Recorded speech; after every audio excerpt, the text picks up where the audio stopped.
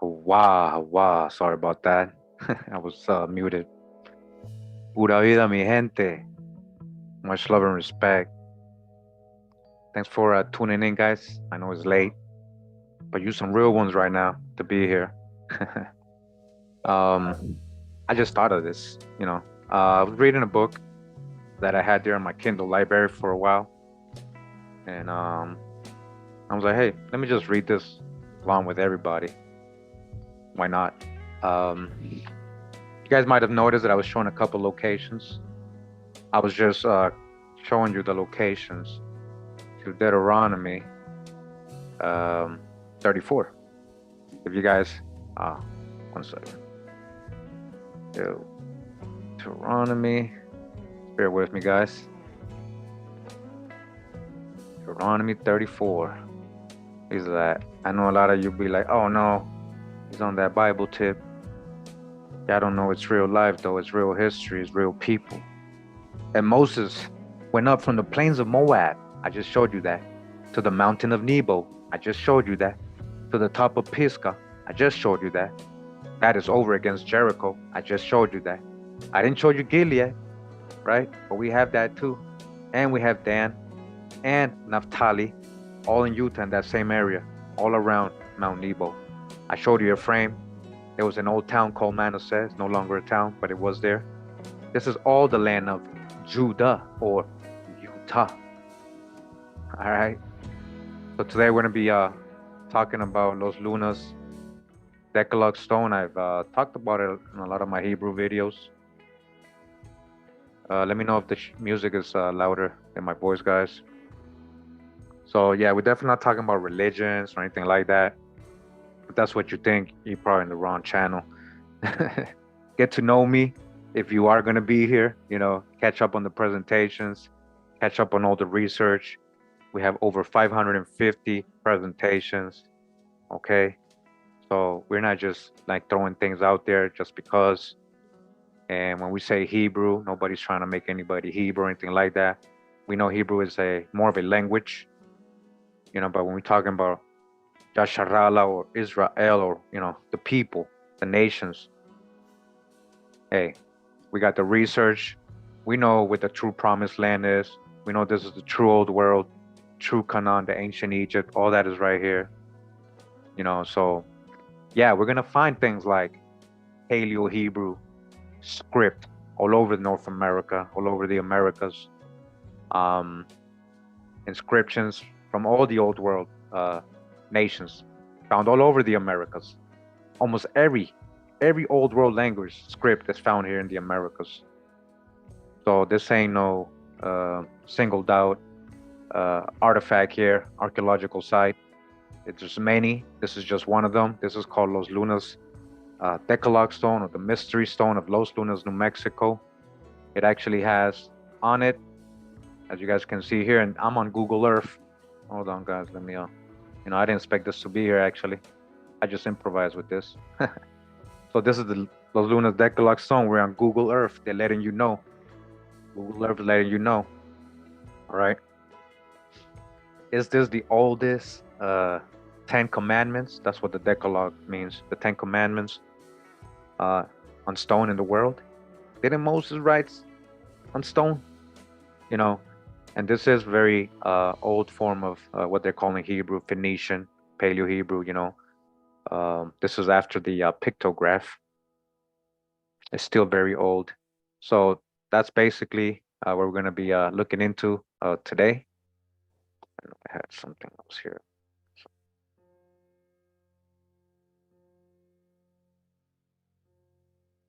Okay.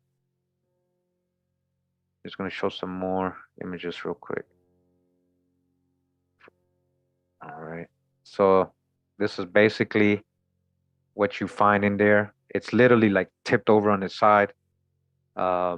People have gone there and talked about it. It's like, yeah, this was on a different level. It's really old. It's like moving with the rock, the way the earth is shifting and everything. And they can tell the difference between modern graffiti, modern people putting their names, and the actual Paleo Hebrew script that's there. They know it's really old. This was talked about in the 1800s, written about, and from there. Many other people. It's been carbon dating. They've done it. They've dated it from 2,500 years to 500 years old. You know, they say they don't know, but we know this is a true old world. Okay, how you guys doing? I'm gonna check the chat. What's up? What's up? Hold on. Let's get this. What's up into the music here? All right. So, wow, right? Shabbat Shalom. All right, we're gonna start it. You know, with the Hebrew drop, so-called Hebrew. Shout out to Drop Nation, everybody in the house, all the YouTubers in the house. You know, make sure to support everybody. Thanks for being here. We're gonna actually, let me show you guys.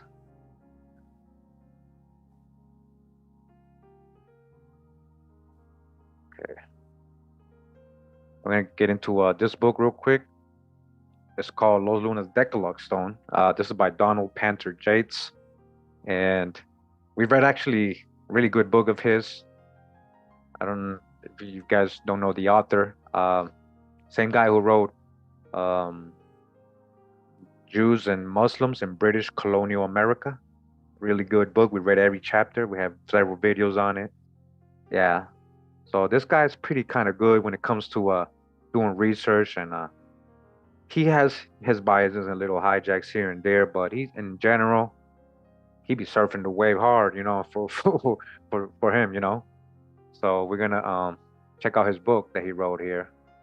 All right. I'm gonna try something new today, guys. You tell me if it'll work. Make sure you guys let me know you can hear it. We're gonna go to chapter 1, and it's called Jews and Indians. All right. Now, guys, let me know if you hear this audio. Okay. Chapter 1, Jews and Indians. The Decalogue Stone outside Los Lunas, New Mexico, is a sight seen by few people. Its very location is something of a state secret. You need a $25 access permit from the Public Land Office to go to it. Only officials are very clear. They cannot and will not give you directions. I would never have found this Phoenician Hebrew version of the Ten Commandments had it not been for a local Chueda, crypto-Jewish parish priest. In an age when Muslim and Jewish monuments worldwide are being desecrated, his name will remain as closely guarded as the stone's whereabouts. Suffice. All right, sorry guys, sorry. We live, all right? We live, okay? Just bear with me. Sorry, I touched the wrong thing. I messed you guys up. So remember, this is my first time doing this. It's pretty cool. You know, I don't have to read and kind of like lose my breath and all that. So let's see where we are.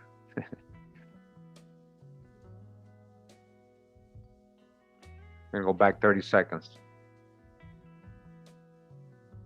Its very location is something of a state secret. You need a $25 access permit from the Public Land Office to go to it. Only officials are very clear. They cannot and will not give you directions. I would never have found this Phoenician Hebrew version of the Ten Commandments had it not been for a local Chueda, crypto-Jewish parish priest. In an age when Muslim and Jewish monuments worldwide are being desecrated, his name will remain as closely guarded as the stone's whereabouts. Suffice it to say that the Decalogue Stone rests in a hidden cleft amid the dry, juniper-studded hills south of Albuquerque, near the edge of the Isleta Pueblo Indian Reservation. It was Professor Robert Pfeiffer of Harvard University who first translated the Decalogue Stone in 1949. He identified it as a short version of the Ten Commandments, as given in Exodus 20, and noted that the style of Hebrew letters on it was in use from about 1000 BCE. This dating would place it in the age of Solomon, builder of the first temple in Jerusalem. It became the main focus of the Epigraphic Society's meeting in 1984, after a full account appeared by Professor Joseph Navy of the Hebrew University of Jerusalem and his team. Barry Fell reported later on the punctuation in the inscription. Theories have continued to spring up about how an archaic Hebrew text of the Ten Commandments could have been incised in expert, ancient capitals in the face of a multi-ton boulder of volcanic basalt, one of the hardest minerals on Earth. They range from a mad professor's joke to a marooned Phoenician to a troop of Boy Scouts to you name it. Few seem to want to believe it can exist, but there it was before my very eyes. It says, I am Jehovah thy God, who hath taken thee out of the land of Egypt, from the house of slaves. There must be no other gods before my face. Thou must not make any idol. Thou must not take the name of Jehovah in vain. Wow. Remember the Sabbath day, and keep it holy. Honor thy father and thy mother, so that thy days may be long in the land that Jehovah thy God has given to thee. Thou must not murder. Thou must not commit adultery. Thou must not steal. Thou must not give a false witness against thy neighbor. Thou must not desire the wife of thy neighbor, nor anything that is his. The inscription is marked. All right. So real quick, that's what it literally says, the Ten Commandments. Of course, they don't say Jehovah. That's the hijack. More like wah, all right? We don't have no J's or V's back in those Paleo Hebrew times. You get it? That's what I'm trying to tell you. We only got the ha and the wah. You already know. So, Barry Fell had mentioned, Epigraphic Society had mentioned. We actually have read Barry Fell's book. Barry Fell said, hey, this is legit. He's like an expert in this inscription thing, in this game. And, and he's very credited, peer-reviewed. When it comes to the Epigraphic Society, he's the director. He founded it. And he's saying this is legit. This is what it says. It's the actual 10 Commandments. Okay? The actual 10 Commandments. Keep the Sabbath, huh? Shabbat Shalom. Wait, Friday nights. Okay, let's go. So this is real history here. We ain't talking about religion. Let's go. Marked with an unusual tree growing beneath a boulder. This has serrated pea-green curled opposite pinnate leaves, twisted smooth gray roots and stem, and a weeping ungainly shape, closest in my opinion to a honey locust. My source could tell me little about it, except it was unique, with beautiful golden foliage in autumn. After doing some research, I believe it a rare false acacia. Since the prized garden plant was first introduced into North America in 1640, this terminus antiquum non seemed to lend credence to the explanation that it was Spanish crypto-Jews who carved the stone it shades. Perhaps I should have said guards. Several species of acacias contain cyanide and can cause sudden death. Others are a source of gum arabic and medicinal balms. Ever since the Okay. So, you heard what he said in the previous page. Let me go back to that. That was deep. He said, lend credence explanation. So they're trying to figure it out. And they're like, oh, it must have been the Spanish crypto-Jews, huh? The crypto-Jews. They weren't writing in Paleo Hebrew. I mean, yeah, you can say, okay, yeah, they came and carved this Paleo Hebrew on the rock and just left it there, didn't document it at all, nothing. But the thing is, see, the legends of the indigenous people in the area, they've had that boulder there. They already know. It's older than the so-called Spanish crypto-Jews, but when it comes to the colonists who came there, the Spanish so-called, he's letting you know, crypto-Jews, let's not forget, all right?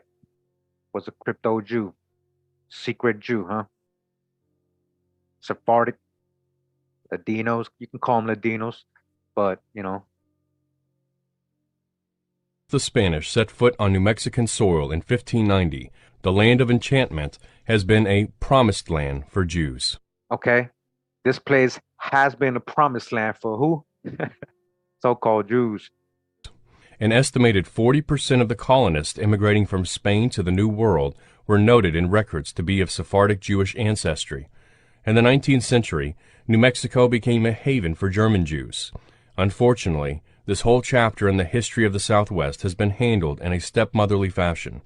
There is no single comprehensive source book on its crypto-Jews, only scattered treatments. Most of the information about Jews in New Mexico has been disseminated through radio programs and newspaper accounts. Stanley Hordes, who stumbled onto the secret of crypto-Jews when he was appointed New Mexico state historian, wrote a dissertation on them and later published a timid monograph on the subject. A bolder and better book is Richard G. Santos' Silent Heritage, The Sephardim and Colonization of the Spanish North American Frontier, 1492 through 1600, Future New videos. Sepharad Press. Furthermore, a good overview of the state's Jewish experience can be found in Henry Tobias's A History of the Jews in New Mexico, University of New Mexico Press. Yet few of the publications pursue the thread of crypto-Judaism back beyond the mid-17th century. For the whole story, we are dependent on rare witnesses willing to talk, like Archueta. On his father's side, he is descended from Genizaro, Manuel de la Mora, from Belen, while his mother's matrilineal line goes back to a Pueblo Indian woman. Moreover, as proven by DNA, he is a Sephardic Cohen, traditionally claimed to descend from Aaron, the brother of Moses. So, like Tony Hillerman's heroine in Skinwalkers, the priest's ancestry is Jewish and Native American. It seems Jewish Indians are an old joke. The Austrian writer Elsa Lasker-Schuler styled herself an American Indian, and Franz Kafka died proclaiming he wished he had been a Red Indian. The metaphor reaches back to a Yiddish playlet, Zwischen Indianer, an 1895 entertainment translated as Among the Indians, or The Country Peddler. Fanny Brice's claim to fame was the song I'm an Indian, and comedians Eddie Cantor, Woody Allen, and Mel Brooks milked the same gag. Today, Mark's Toys makes an accessorized series of Cherokee Chief Blackhair, the Movable Indian, described as looking very much like the actor Ed Ames, Mingo of Daniel Boone Show, the Jewish-American entertainer, who is of Russian Ashkenazi parentage. My own family tradition handed down that one of my ancestors was both an Indian chief and a member of a minion in Daniel Boone's Kentucky. Were there any securely documented Jewish Indian chiefs? I immediately Googled, who is the most famous Jewish Indian? The answer, Norman Greenbaum, 60s musician and creator of the one-hit wonder Spirit in the Sky. That sent me on a rough-and-tumble sabbatical through the obscurities of crypto-Judaism, Indian mascots, the theory of the Indians' descent from the lost tribes of Israel, Freemasonry, the Spanish Inquisition, the Watauga settlements in Tennessee, and the history of the Confederacy. The American Jewish Historical Society had one candidate that answered the description. Don Solomono Bibo, Jewish Indian chief, was born in Prussia in 1853. His brothers preceded him west, and they all settled in New Mexico in 1866. The Bibo brothers worked for the Spiegelberg family of pioneer merchants. Eventually, they set up a trading post to exchange goods with the Navajos, and Solomon joined them from Germany at the age of 16 in 1869. He soon became governor of Acoma Pueblo. In 1885, he married Juana Valle, the granddaughter of his predecessor, who converted to Judaism. All right. So, I'm going to be honest with you guys. I haven't read this like that. I'm going to read it with everybody. So I'm starting to get it.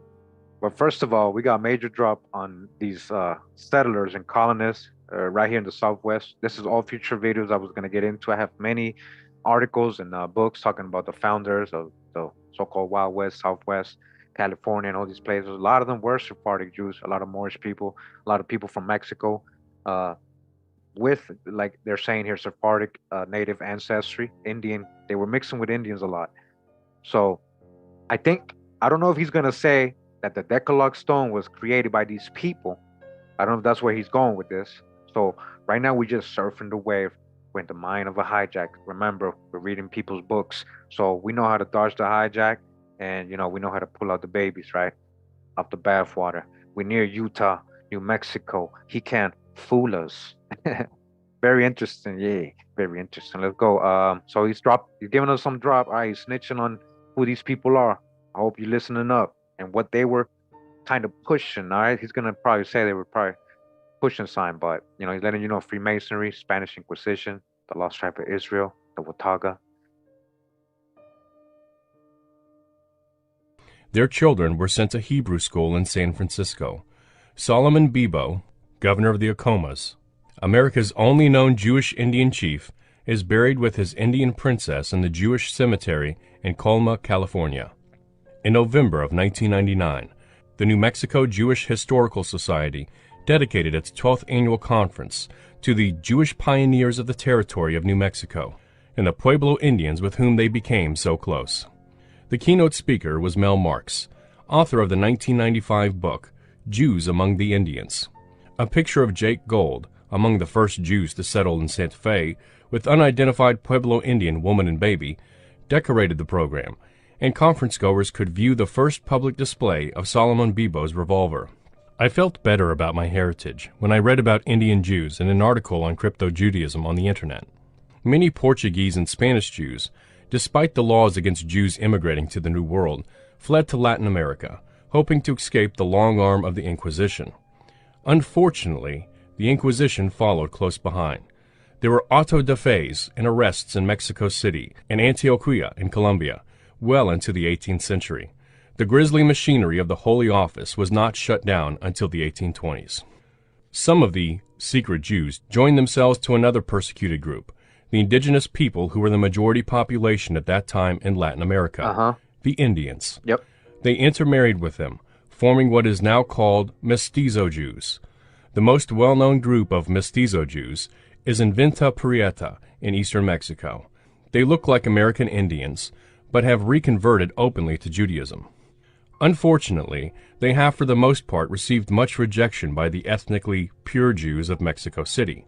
A notable exception was Rabbi Samuel Lehrer, a conservative rabbi who arrived in Mexico City in 1968 and became their spiritual advisor. He performs marriage ceremonies for them once they formally convert to Judaism and helps their sons through the bar mitzvah process. He performs the conversions, he said, not because they need to, but in order not to antagonize the other rabbis here. Every couple married since 1968, as well as the children born to these couples, are now incontestably Jewish. Rick Aharon Chamberlain, Crypto-Judaism in America. Online article from Petah Tikva.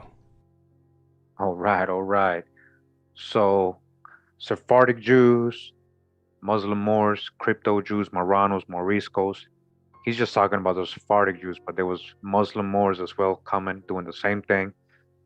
Now, I want to show you guys something a little personal. All right? Since you guys are decided to come chill with me tonight, late night, surf with me, and you're not out partying, drinking, doing some crazy thing. You're actually here on the Hawaii, you know? It's all good, man. Right now, I'm going through something, guys. I'll tell you later when I come out of it. But right now, I'm surviving. I'm on survival mode right now. Okay, it's all good. Don't worry. It's just like a little injury I got playing sports, but I'm good. We're gonna get through this. And I've been still working hard. All right, I'm gonna show you guys something. Okay. Let's see.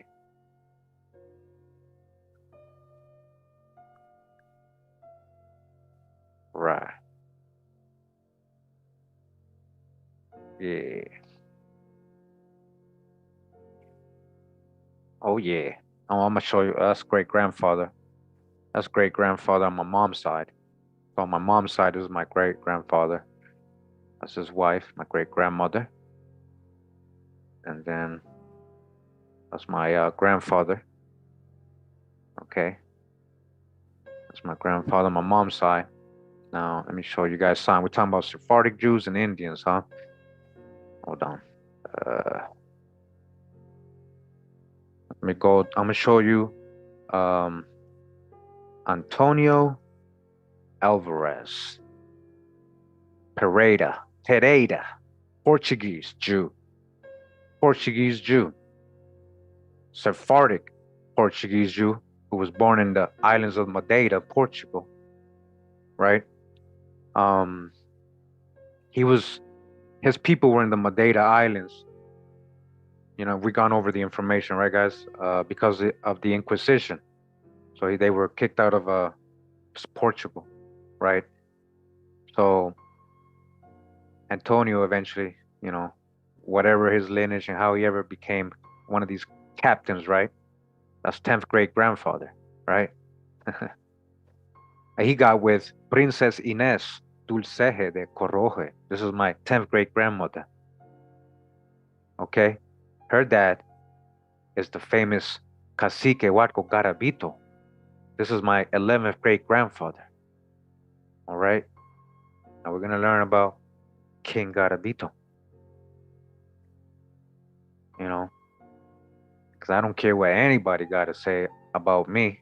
Because I know who I am more than a lot of people.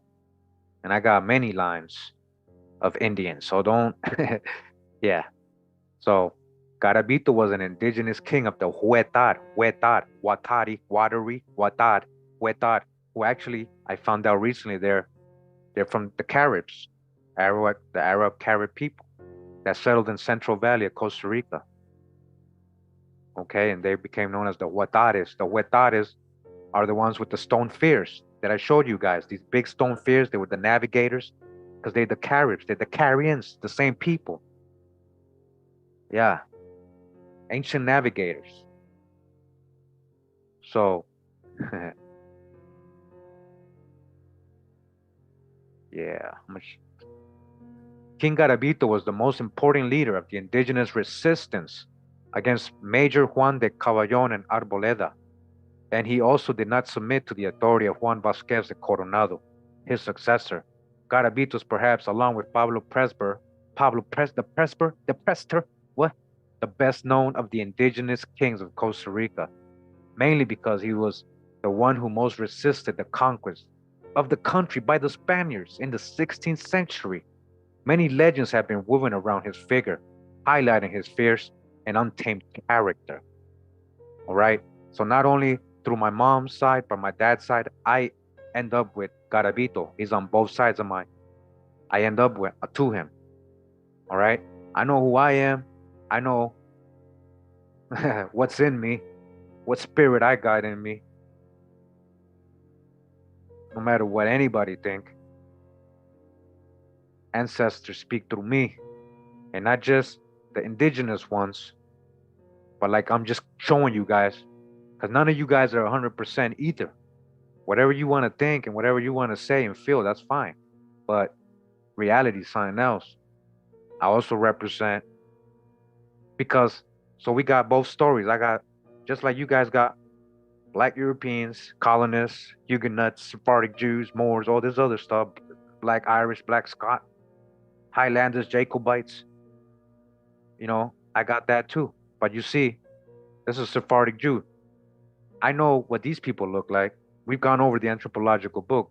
You think this is a so-called white man?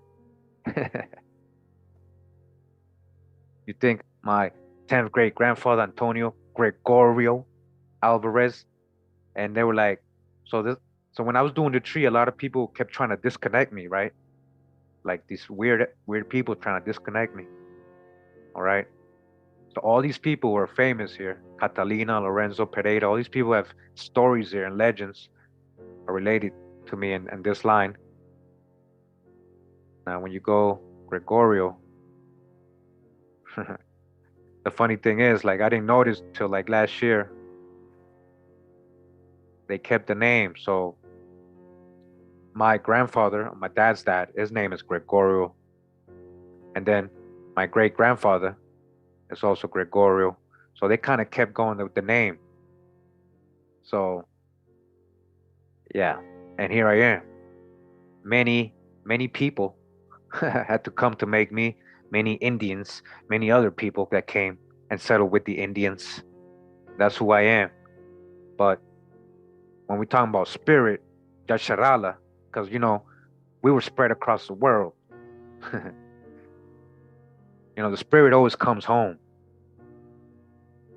It's like that's why we got 9 spiral in the house. 9, that's spiral, right? Everything returns. Okay. So just wanted to show you guys that because I just thought, it was kind of cool that he was literally talking about, and he's telling you like this is something surprising, and to me it's just you're talking about my family. What you talking about, Willis? So that doesn't mean I'm only Spaniard. That doesn't mean I'm only Indian, but my spirit is something. My spirit knows what it is, and I'ma live that. If I feel my spirit leans towards one side and the other, that's just my spirit. And that's just what I got to do. So I wanted to show you that real quick, and let me see if I can show you something else. We live. Since you guys decided to join me tonight, we're gonna do it live. Okay. Let's see. We got so many videos here. Hold up.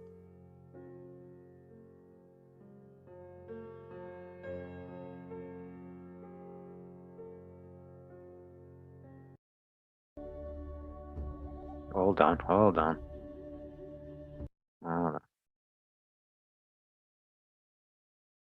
Appreciate you guys tuning in.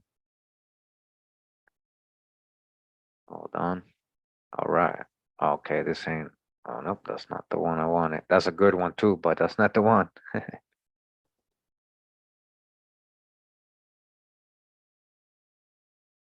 it says here it's called The Jewish Blackness Theses Revisited. Hold on, Kurimeo. This is from Ron HaKohen from the Department of Literature, Tel Aviv University. This is from 2018. It says here the abstract.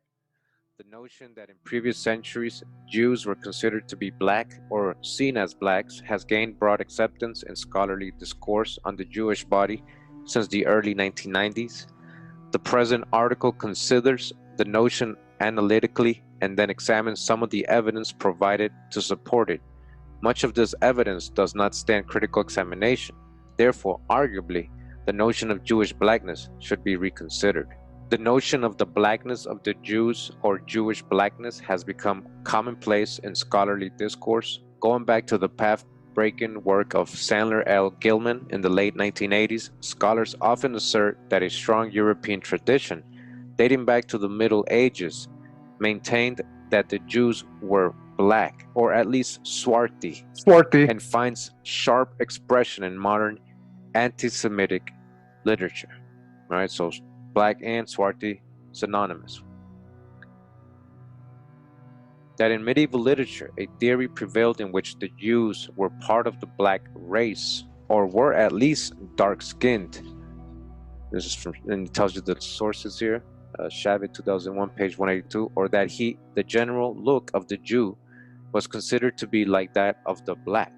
The initial formulation is the general consensus of the ethnological literature of the late 19th century was that the Jews were black, or at least swarthy, all right? That was the general consensus. They're letting you know here, all right? Remember that. Jews, what Jews? As the essay continues, however, both the weaker term swarthy and the inverted commas or scare quotes are dropped, and the term used is the blackness of the Jew, and not in a metaphoric sense. The Jews were quite literally seen as black. I'm going to read from this book right here real quick, just to corroborate. It says, The Natural History of Man, comprising inquiries into the modifying influence of physical and moral agencies of the different tribes of the human family, by James Cowles Pritchard. All right, and this is volume 1, all the way 1855, and it's about page 131 of this book, and it says here, the Jews have assimilated. All right, we're talking about the Jews, and they're talking about the Jews of Portugal. It says here, the Jews have assimilated in physical characters to the nations among whom they have long resided, though still to be recognized by some minute peculiarities of physiognomy. In the northern countries of Europe, they are fair or sanctuous. Blue eyes and flaxen hair are seen in English Jews, and in some parts of Germany, the red beards of the Jews are very conspicuous. The Jews of Portugal are very dark. The Jews of Portugal are very dark. Again, the Jews of Portugal are very dark. All right, we're going to be talking about the Spaniard and Sephardic Jews of Portugal, and how I'm going to, been letting you know, a lot of these became Huguenots. A lot of these ended up in Holland, the Netherlands, becoming known as Dutch and having influence in the West Indian Company and the trade around the world, the ships and everything, and pirates, merchants. Again, these same people we're talking about were very dark-skinned people, so-called Negroes. Now, further down in this book, I thought this was interesting, and it's talking about the Bedouins of Damascus over here, and it's talking how they got the tribes who inhabit the middle of the skin, which is dark skin, because it says Shakespeare and the Jews. This is the 20th anniversary edition from James Shapiro. All right, scholarly source here. You can dig on it. All right, and we're about on page 171 of this book, and it says here, the accumulated experience of over 100 years of travel, trade, and conquest had convinced Europeans that some of the accepted stereotypes of Jewish racial otherness, including the belief that the Jews were black, needed to be qualified when William Brereton jotted down his impressions of the Jews in the synagogue in Amsterdam in 1635. Amsterdam, again, That's in the Netherlands, Holland, all right? The Dutch, this is a Dutch synagogue, Dutch people, right? Amsterdam, 1635. He's going to let you know that he noted that the Jewish men are most black. They're most black. The Jews. Who was the Jews? Again, who was the Jews that were in Amsterdam? Most of those Jews, all right, had fled from Spain and Portugal. Sephardic Jews who were what? Most black. Remember, the Portuguese were very dark. We already read that. All right, you see the corroboration. And insatiably given unto women, drawing here on contemporary prejudices linking blackness and licentiousness. All right, so then he was talking a little bad about them and says, and when the Scottish minister Robert Kirk toured London in January 1690, he also paid a visit to the synagogue there. Now, this is a whole other different country. Right now, he's in England, now a whole different person, letting you know what he saw when he went in the synagogue, the Jewish synagogue in London, all right, in 1690. He observed over 200 Jews worshiping, 200, all right, 200 people, 200 Jews. He noted in his journal that they were all very black men. Again, Jews worshiping in a synagogue in London. They were what? All very black men. All very black men. Sephardic Jews. Who was in London as a Jew? A lot of these, again, were Sephardic, Moorish Jews from Portugal and Spain. A lot of these were Huguenots, so-called Huguenots, that were actually being able to practice their original religion, which was Jewish, right? Their Jewish religion, Sephardic. He noted in his journal again that they were all very black men. This is in 1690 in London, and indistinct in their reasonings as gypsies. By the end of the 17th century, works like the English translation of Francois Maximilian's Mission, A New Voyage to Italy, make clear that it is a vulgar error that Jews are all black. This misunderstanding is only true for the Portuguese Jews. Again, only the Portuguese Jews are black. So when we already got that, this is just another source corroborating that source. All right, just want to read from this book also to corroborate what I'm letting you know, what the general consensus, right? Remember, he was telling us the general consensus during these times. All right, this book is called A System of Geography, or a descriptive, historical, and philosophical view of the several quarters of the world and of the various empires, kingdoms, and republics which they contain, particularly detailing those alterations which have been introduced at the recent revolutions. All right, and it keeps going. And I just wanted you to know this is from 1805. All right, 1805, and we're on page 49 of this book, and it's talking about the Portuguese and the Portuguese Jews and all that. It says the Jews, that singular people, have been called in to the assistance of the advocates for the influence of climate. They are known never to intermarry with any but those of their own sect, and notwithstanding this, it is argued we find them in different parts of the world, of all colors. Jews, what? Jews of all colors. They come in every color. The English Jew is white. The Portuguese Jew is swarthy, so-called black. The Portuguese Jew, swarthy, very dark Portuguese, again, another source. The American Jew, olive. And the Arabian Jew, copper-colored. All right, and remember, we just read, it's not because they mix with Africans. They're not copper-colored because they mix with Africans. The Jews say the opposers of this hypothesis undergo, under different degrees of heat, those changes which every man allows different degrees of heat invariably to produce. All right, so now they're going into the weather, but they're letting us know in this source from 1805. Portuguese Jews, swarthy. Everybody else is very olive or copper-colored. It says here only the English Jew is white. That might be an Ashkenazi Jew, maybe not. Who knows? But again, they come in all colors, it says here. And Portugal, Morocco is a blackamoor made white, being a demonstration of the true Messiah of the law and Right. So I'm literally showing you guys another video. We're gonna end it there. Right, make sure to catch this full video. It's on my Nations of the World series. I got a lot of videos on the Sephardic Jews and the whole trade, the Dutch, the West India Company, East India Company. These are all Sephardic Jews, Moorish people that founded these things. It wasn't so-called a white man. You got, that's what I'm saying. We have to like, it's not about colors, like it's saying here. They was of all colors, they're saying, right? And remember, if you into the whole scripture thing, Yasharala got scattered across the world, four corners of the world. And but the same, like what I'm saying, the spirit finds its way home always, and whatever the journey, your spirit is who your nature is, what you do, it shows who you really are, not just because you say I'm Judah, I'm this, I'm that, I'm Judah, I'm this. You're not. You're Gad, I'm Judah. All right. Like really, honestly, nobody can really trace their genealogy that far back unless you start playing with family search and it brings you all the way back to Adam and Eve and stuff. I've done it, but that's the spirit, your nature, all that, you know, your actions speak louder than words. And I just want to show you guys something real quick. All right. Let me just get this. Got a lot of things open. Hold on.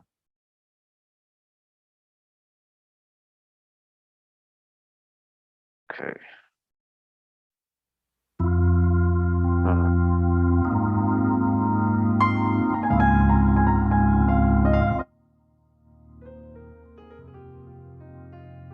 All right. Perry, real quick.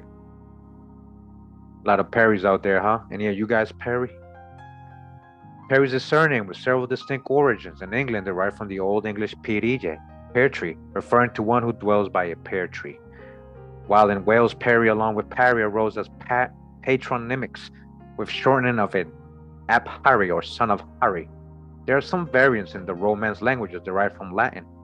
Pereda, Pereda, Pereda, right? Pereda, Pereda. The variants of this name are more commonly found in other countries like Spain, Galicia, different spellings such as Pereda, Pereda, Trinidad and Tobago, India, especially in Goa and Kerala, along the Konkan coast, Pakistan and Sri Lanka. In France, the variant is Pereire. Many Portuguese immigrants to the U.S., listen up, especially Massachusetts, chose to Americanize their surname to Perry. Okay, Pereira. Pereira. Just like my ancestor, Pereira. If you're a Perry, we might be related ancient, distantly in the Perry side. You gotta really understand all your lines, not just the Indian ones, if you really wanna, especially the people who wanna judge others. I'm just talking to those really. But anybody else interested, I always recommend know all your lines, all your ancestors. There's a deep story behind all of them. It's always sometimes we're gonna do a full circle. You're gonna end up in the true old world again. So I just wanted to show that. Thought that would be cool. That would be cool. All right. Surname Noble. Can I look up the surname Noble? Okay. Yeah, definitely will look it up. We're gonna continue now with the audio book. All right. Got my little helper today reading for us, guys. He's doing a great job. Give him a round of applause. Hold on. A shout out to the reader anyway. That's a real person. I think he recorded that. He gets paid for it. I bought the book and the audio clip, so fair use and all that. I got the receipt. Anybody want it? YouTube. Okay, let's go. Hold on. So we're talking about Sephardic Jews mixing with Indians and all this other stuff in the Southwest. Settling in towns, becoming governors. All that stuff, right?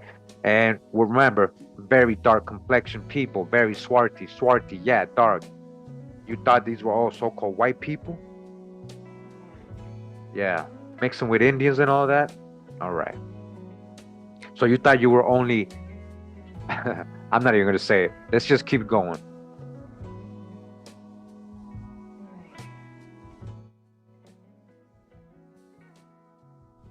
The big question was how he performs marriage ceremonies for them once they formally convert to Judaism, and helps their sons through the bar mitzvah process. He performs the conversions, he said, not because they need to, but in order not to antagonize the other rabbis here. Every couple married since 1968, as well as the children born to these couples, are now incontestably Jewish. Rick Aharon Chamberlain, Crypto-Judaism in America. online article from Petah Tikva.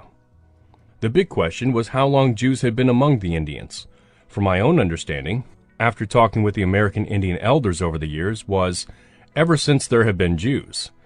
American Indian cultural anthropology has... Okay, that was a real big subliminal drop right there. How long? Okay, the big question was how long Jews had been among the Indians. And then he said the American Indians told him, as long as there's been Jews, we've been with them. We are the we are the real Judaites. Jews a made up word, remember? We broke this down. You guys want me to show a clip of that? Should I show a clip of that real quick? Just let me know. Let's do a vote. But we'll keep reading. All right. That's a heavy drop right there. Ever since creation. Okay. Ever since Yasharal. Ever since Judah. Okay. That's so long. Has gone through an exciting period in the last 15 years.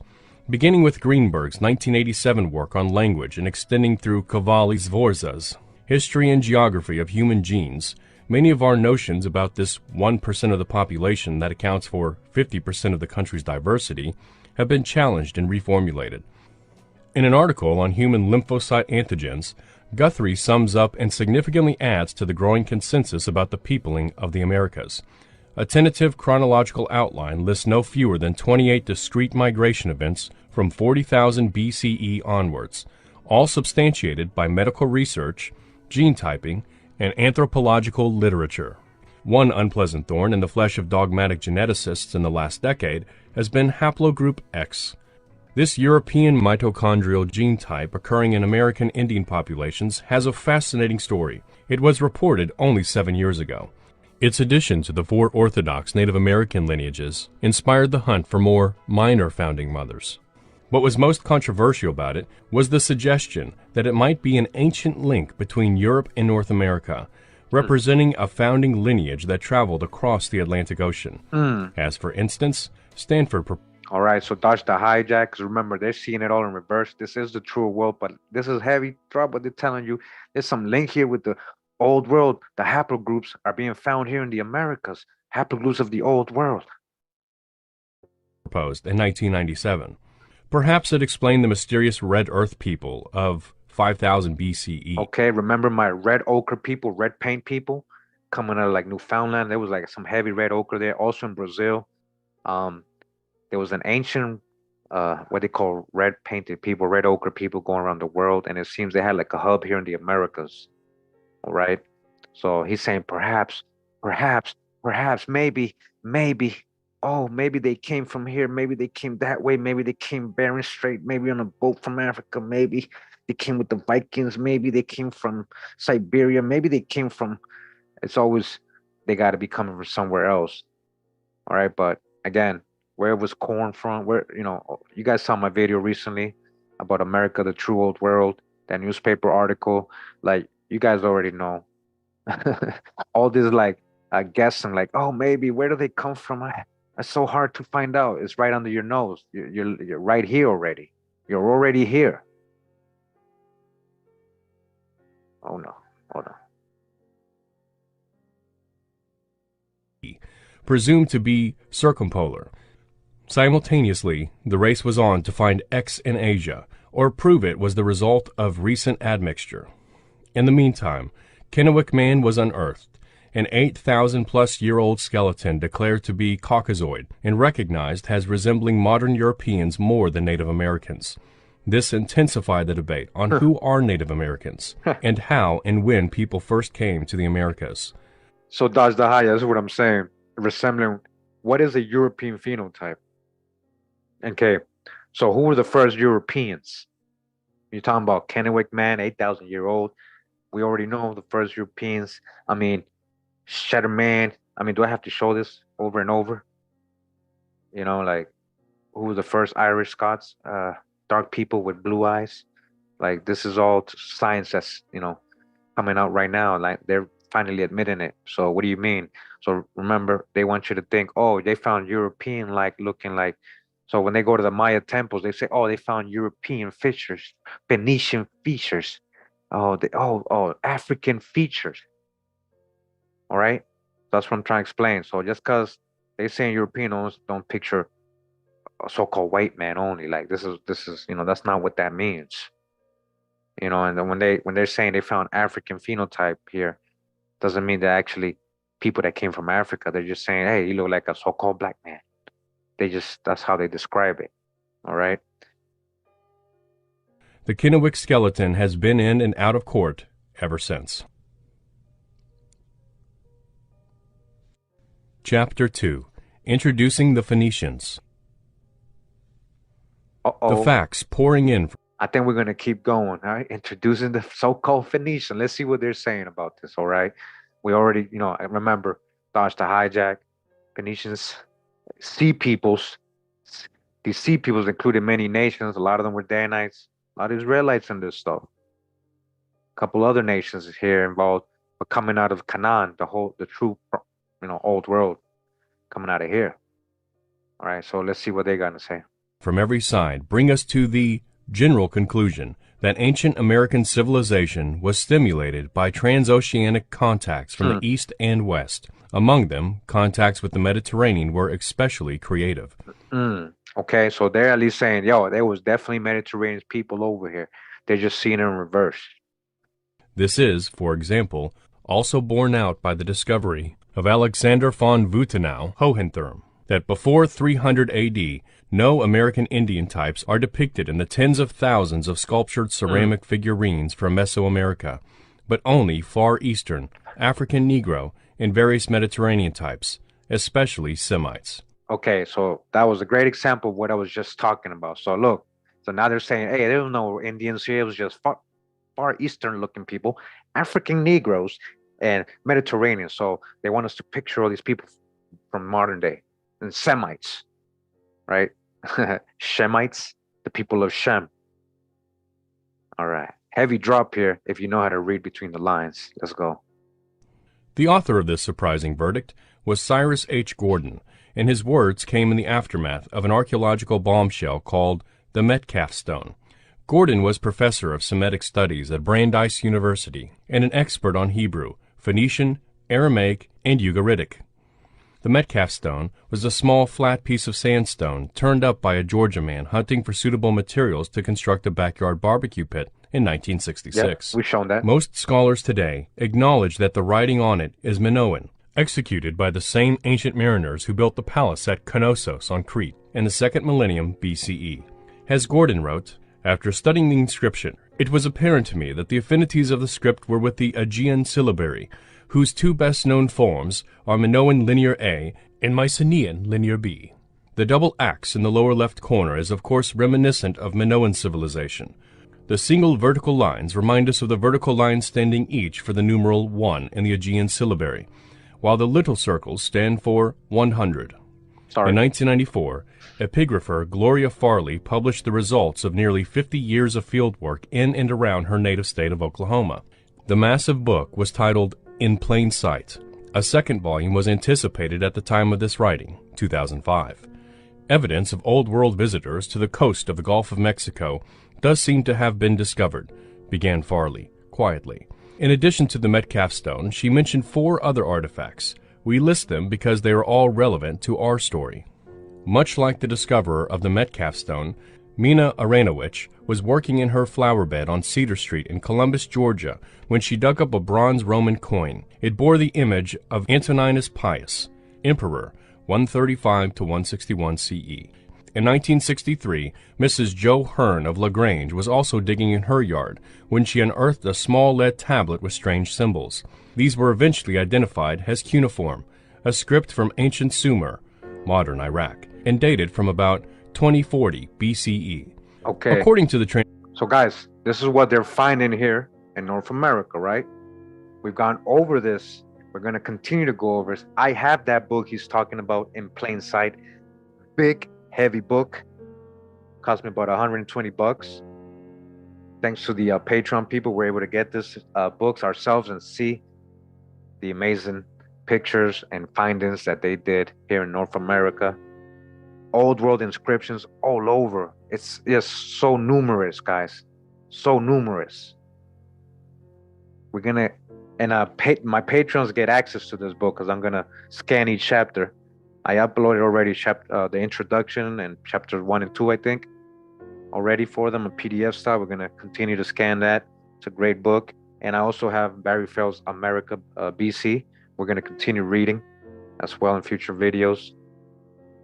But yeah, I just wanted to mention that we've gone over this, and make sure to check out the previous videos. Let's go. Translation, the scribe Enlila, who knew that it was the 27th or 28th year of the reign of Shugli, listed a gift of sheep and goats to the sun god Utu and the goddess Lama-Lugal of Sumer.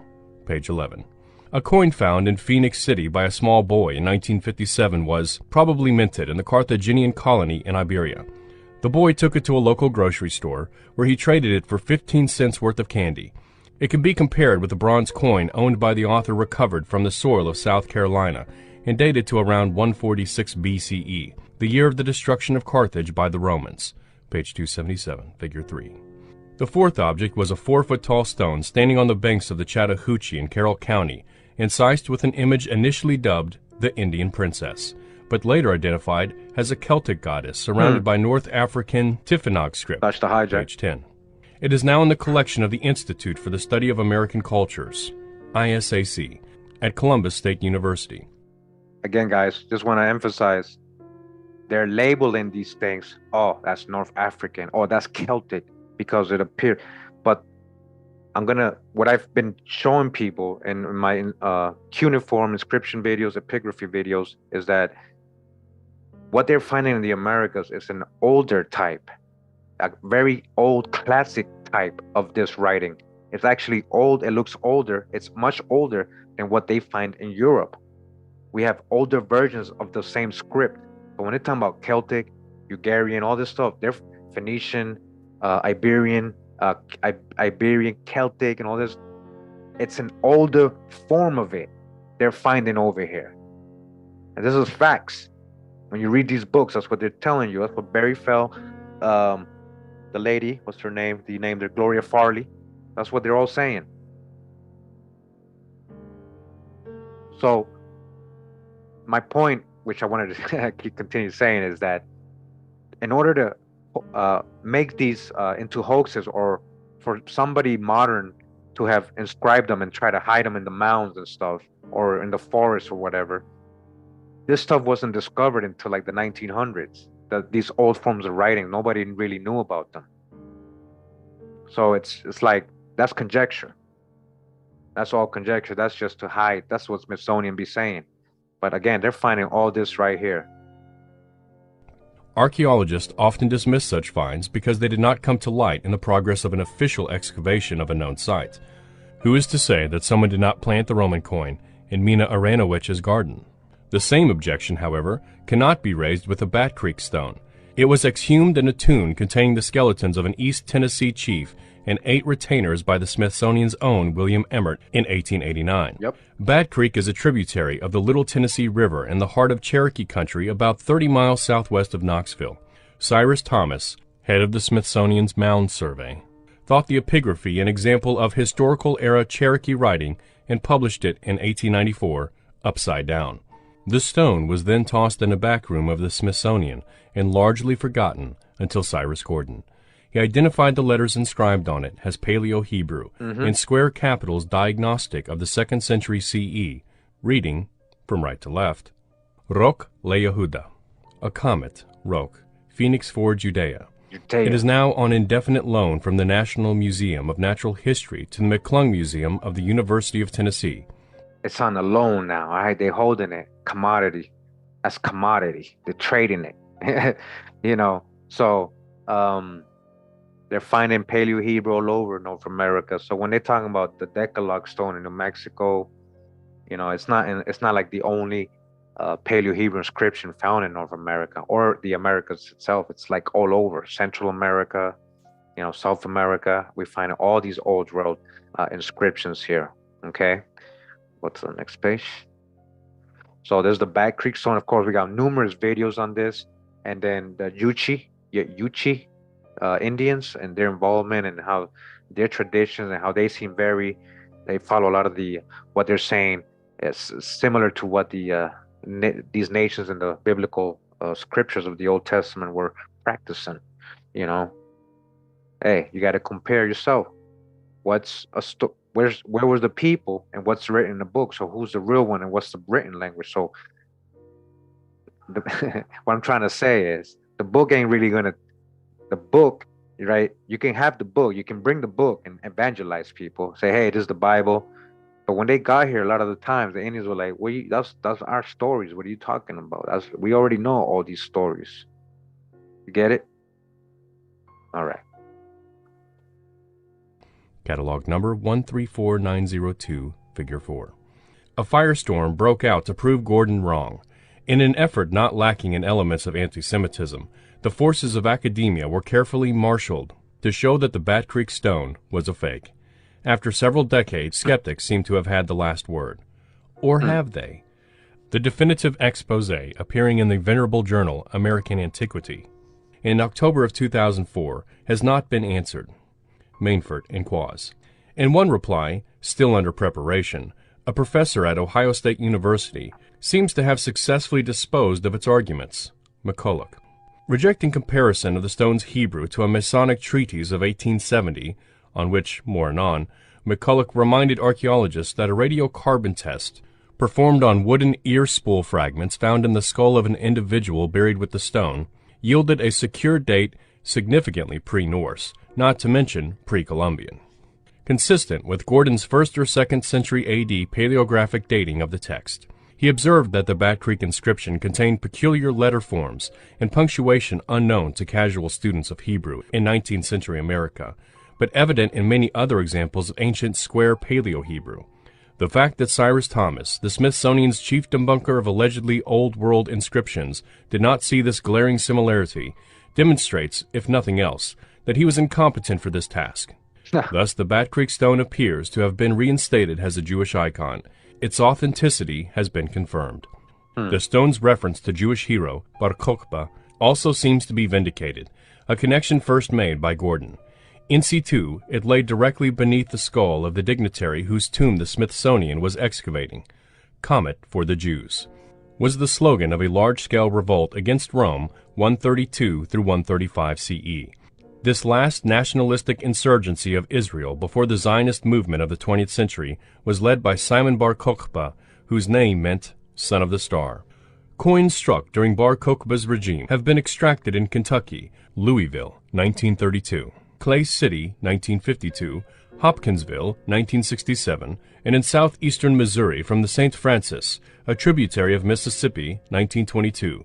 They read in Hebrew, Simeon, lower right around to lower left, on the obverse, and year 2, 133 AD, of the deliverance of Israel, on the reverse. Covey, 1993, page 76. Thus the connection with Bar Kokhba is supported by coin findings dating from the period of his rebellion. Thompson, page 179. And in 1860, a tablet inscribed in Hebrew with an archaic version of the Ten Commandments was found beneath a pile of stones near Newark, Ohio. Gordon elucidated this as a mezuzah, Jewish boundary or home marker. How did Bar Kokhba and his men get to Tennessee? According to a continuator of Josephus, the ancient historian of the Jews, after their suppression, the Hebrews fled across the sea to a land unknown to them before. The country they settled in was the Pyrrhus Occidentalis, the extreme limit of the West. Thompson, page 179. We also read that after the devastating defeat of the Second Revolt under Bar Kokhba in 135, the Jews virtually abandoned Judea. Others left for faraway places in the diaspora where they knew Jews were living or welcome. Bile, page 162, 165. Some rabbis had considered Bar Kokhba to be the Messiah. Page 164. Could the Bar Kokhba party have known they would be well received by the Cherokees? And is that why they went into exile where they did? Was there perhaps, as Melungeons later claimed, an Iberian Punic colony in North America? Melungeons are people who have been dwelling in the Appalachian Mountains of the southeastern United States for at least 400 years. The word could mean cursed by God in Arabic. Their origins have been the subject of intense speculation for at least 3 centuries, with theories ranging from shipwrecked Portuguese to ancient Carthaginians. Typically, they are described as having dark skin, black or dark brown straight hair, brown or blue eyes, and European features. A popular culture book written by a self-identifying Melungeon, Kennedy, 1997, Uh-huh. renewed interest in investigation of the group's origins and stimulated an abundance of scholarly research. A detailed biogenetic study undertaken by Professor Elizabeth Hirschman of Rutgers University supported what Kennedy had earlier proposed. The Melungeons were, in part, a Sephardic Jewish and Moorish community that began as early. Okay. The Melungeons were what? In part, Sephardic Jews and Moors? Melungeon? Like Abraham's mom? Abraham Lincoln's mom? Yeah. Early as 1540 with the Soto expedition, in what became the southeastern United States. The composition of this community grew over the intervening centuries with incoming Sephardic Jews and Moors, who found refuge in such way stations as the Low Countries, Germany, France, Italy, Greece, and England after fleeing the Iberian Peninsula due to religious persecution. Okay. So, again, if you're new to my channel, welcome. We have numerous videos showing the documentation of these people traveling to all these countries, who they became there. Like in Germany, a lot of them became known as the Palatines.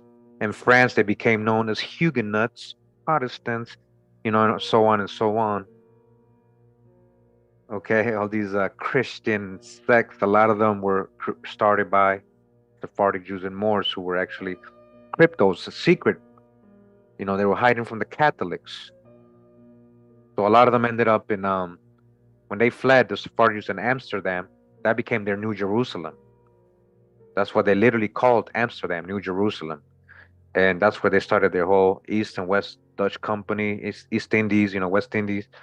And that was their financing a lot of these ships. They had their networks.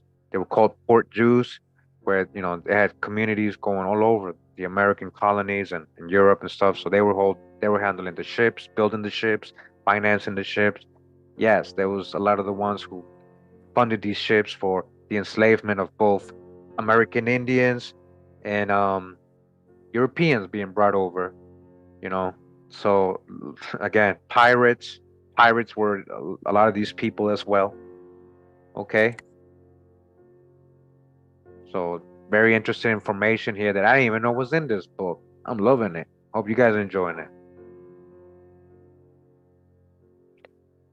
Let us turn now from the southeast to the southwest to weigh additional evidence for Semites among the Indians. Bandelier National Monument lies 12 miles southeast of Los Alamos, birthplace of the atomic bomb, where PhDs outnumber cowboys and Indians. When my wife and I moved from Georgia to New Mexico, we made a beeline to this famous Native American site. It is believed to be about 1,000 years old. The road takes you through forests with elk herds and little sign of human habitation. Suddenly, you descend into a dry canyon with interesting huge cliffs of pockmarked tuff. We soon stood at the entrance to a shallow catacomb, overhanging the exposed kiva and mazed of interconnecting rooms of the stone and adobe village. There at its entrance was unmistakable proof that the ancient inhabitants had writing. Before us was a textbook case of hinged The general impression given by Bandelier is of a Greek or Roman or Tunisian site minus the temples and government buildings. The array of storerooms reminded me of Ephesus. I questioned one of the park service rangers about the stonework. How did the people who lived here hew and dress all of those blocks of sandstone, slate, and even granite? With obsidian knives, he explained. He pointed our party up the path to what he called Quetzalcoatl's cave. According to anthropologists, Quetzalcoatl, feathered serpent, was a mythic figure, a god associated with the wind and air, a prominent part of such Mesoamerican belief. Dodge the hijack. Who was Quetzalcoatl? Who was Joshua? Who was Moses? Meshi? Who was Meshi-Tling? All right. More than just a mythical figure, it was actually one of the Toltec kings, Cholula. There was a guy, an emperor, king, a chief, cacique named Quetzalcoatl. Yeah. And who's the feathered serpent? Who's the dracons? Who's the nagas? Let's go.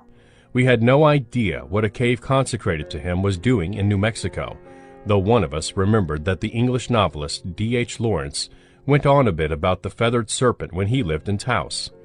However old it was, tens of thousands of dressed stones were required to build bandolier, and hundreds if not thousands of metal tools. Obsidian shatters on stone, nor can you use stone to chop stone. An archaeological experiment attempting to do this produced an 80% degradation of tools within a few hours. Thompson, 1994, page 148. The first stone-cutting tools were discovered in the ancient Mediterranean world, and they were made out of copper. Lebanon was one of the first locations it was quarried, followed by the island of Cyprus, whose name means place of copper, as veins were chiseled bare. Man, see, this is why I'm glad we can stop it. We can stop the hijack in real time. When we're talking about the purest copper in the world, you guys already know where the purest copper in the world was mined, right? In ancient times. But the purest copper in the world still exists, right? You guys ever heard of the Michigan mines? So dodge the hijack. This is what I'm saying. 80%. Okay. Yeah, the purest copper in the world. Michigan mines. They excavated they mined what, like 500, 500,000 tons. They don't know who. Nobody knows who. Where did all that copper go?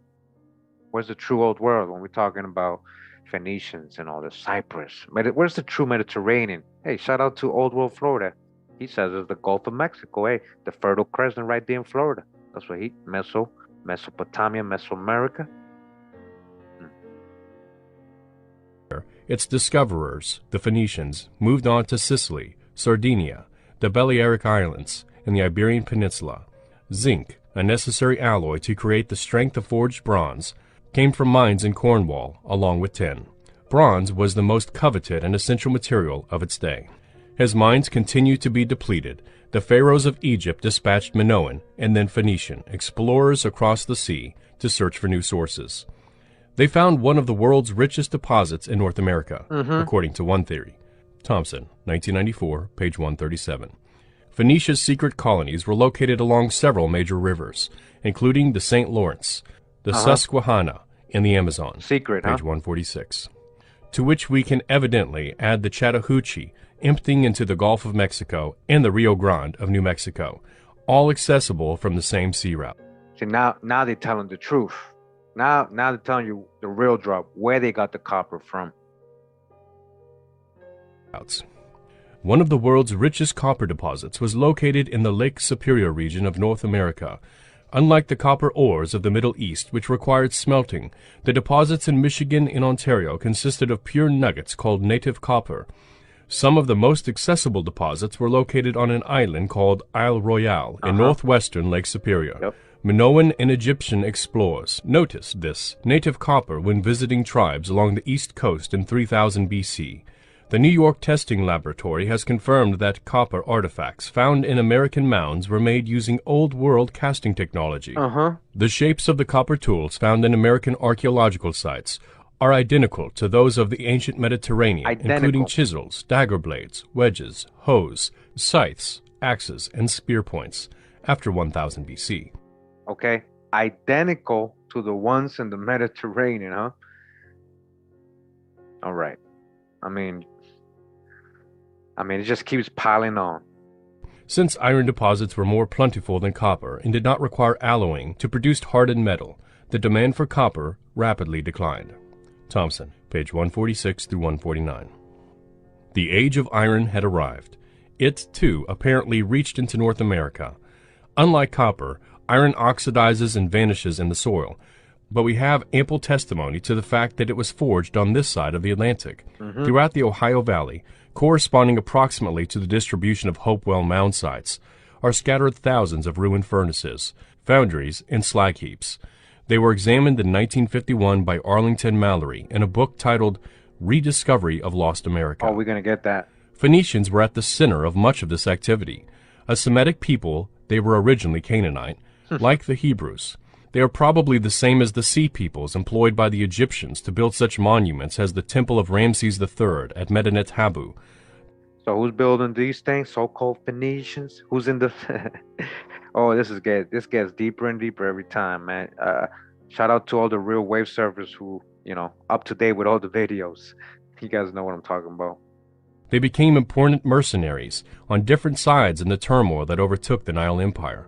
Allying themselves with the Lydians, they colonized Libya, and in 814 BCE founded Carthage as their capital. Throughout their long history, the Phoenicians mixed with many other nationalities, though they retained their Punic language and religion. The latter focused on the worship of Tanith, a sea goddess, and Baal, a male supreme being who demanded human and animal sacrifice. For most of its history, a closed society, jealously guarding an Atlantic trade and colonial monopoly, Carthage remained an enigma to Greeks and to less curious Romans. Covey, 2004, page 117. That's right here. But it need not be a mystery to us. It seemed we were getting closer to understanding why the Los Lunas Decalogue Stone was in Phoenician Hebrew. Mm-hmm. All right. Chapter 3. The First Indians. All right, so Chapter 3. You guys want to keep going? You guys want to keep going? Let's go. We live. If you're tired, let me know. All right, I think we're going to keep going. It's getting interesting. It's talking about the first Indians. All right, we're going to dodge the hijack just in case. Be ready. Be ready. What you mean the first Indians? All right, let's go. Constantine Rafinesque was the Cyrus Gordon of his day. Living in a seminal period of American science, he made contributions to fields that were just then emerging. These included geology, stratigraphy, and archaeology. Charles Lyell, Principles of Geology, 1830 through 1833. Linguistics, Grimm's Law, 1819 through 1837. Historical linguistics, Sanskritists A.W. and F. von Schlegel and W. von Humboldt. Founder of Ethnolinguistics and Linguistic Psychology. In Bardic Literature, Grimm, Deutsche Sagen, 1816 through 1818. Rafinesque developed a theory of evolution that predated Darwin by 20 years. He preceded the westward movement of Philadelphia intelligentsia and the boatload of knowledge that founded New Harmony in southern Indiana. It was Rafinesque who petitioned Congress to establish the Smithsonian, which it did in 1846. He was born October 22, 1783, Check it out. to a family of Jewish merchants in the Ottoman Empire. Whether he is to be described as a Turk, Spanish-Portuguese Jew, Frenchman, or German is debatable, like much else about him. He was educated in Europe by private tutors, and he learned languages readily. From 1802 to 1805, he journeyed to America. All right, guys, so they're talking about Rafinesque. We've quoted his book a lot. He actually has numerous books, very interesting drop information, revealing, heavy drop on his books we've gone over. You guys see the background, right? And he was one of the first to say, hey, let's build the Smithsonian. So I don't know what his intentions were to, because Smithsonian, we already know what's up. It might have just, took a whole different direction, than what he wanted it to be. But this guy was whether he was writing to his colleagues, secret society colleagues, who knows? But they're going to go over a book here that we actually read completely. All right, one of the books he wrote.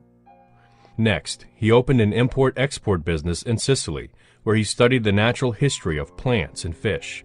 Rafinesque returned to the United States in 1815, and 3 years later he was appointed professor at Transylvania University in Lexington, Kentucky. Here he founded a botanical garden, one of the first in the New World. Although the details are sketchy, it is here that he acquired the incised wooden sticks he published as the Wallum Olum, purportedly the oldest specimen of Native American literature. Here he also wrote Annals of Kentucky, 1824, a sweeping outline of American Indian tribal history. Following his Kentucky years, Rafinesque moved back to Philadelphia, where he lectured at the Franklin Institute, continued to travel, and finished his career. Toward the end of his life, he suffered declining health caused by stomach cancer, and his finances were destroyed. Altogether, Rafinesque authored more than 950 publications on natural history, philology, banking, economics, the Torah, world civilization, and myth. He was also a skilled draftsman, surveyor, poet, and painter. But when he died on September 18, 1840, the much-moved contents of his rented quarters were sold at a hastily arranged auction. His legacy was scattered. Rafinesque's contact with local Native Americans and archaeological sites in the Ohio Valley led to his fusion of Old World learning with what might be called seer tradition, or American Indian history, in Annals of Kentucky. In it, Rafinesque narrated how the first Indians came from the Mediterranean. The Pelasgians were bold navigators and ventured to navigate from Iceland to the Azores.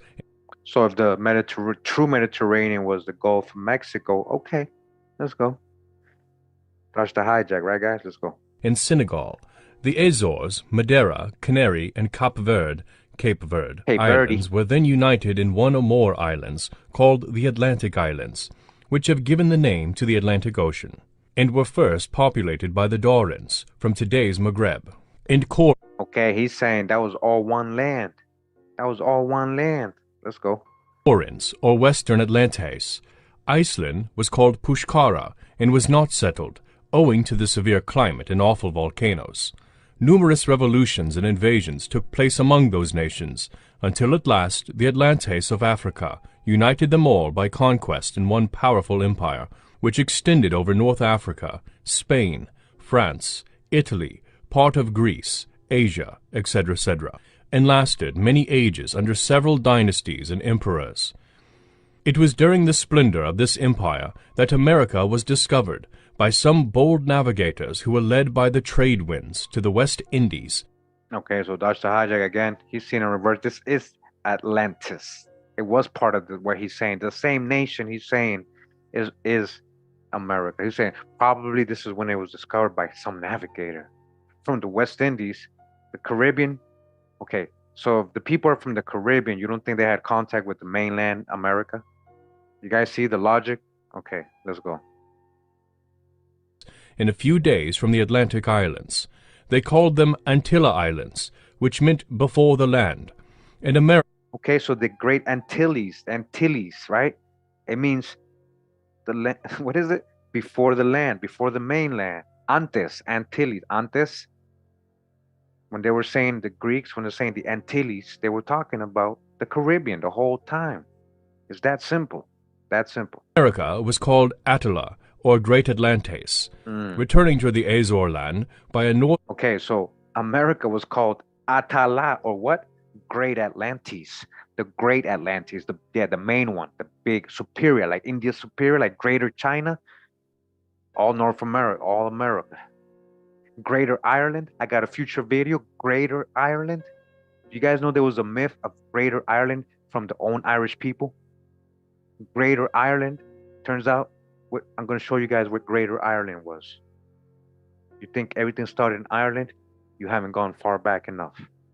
Northeast course, they extolled the new country, and a great settlement was soon formed in Haiti, or Ayacuta, Haiti, the island of Hispaniola, and the neighboring continent by the Atlantes.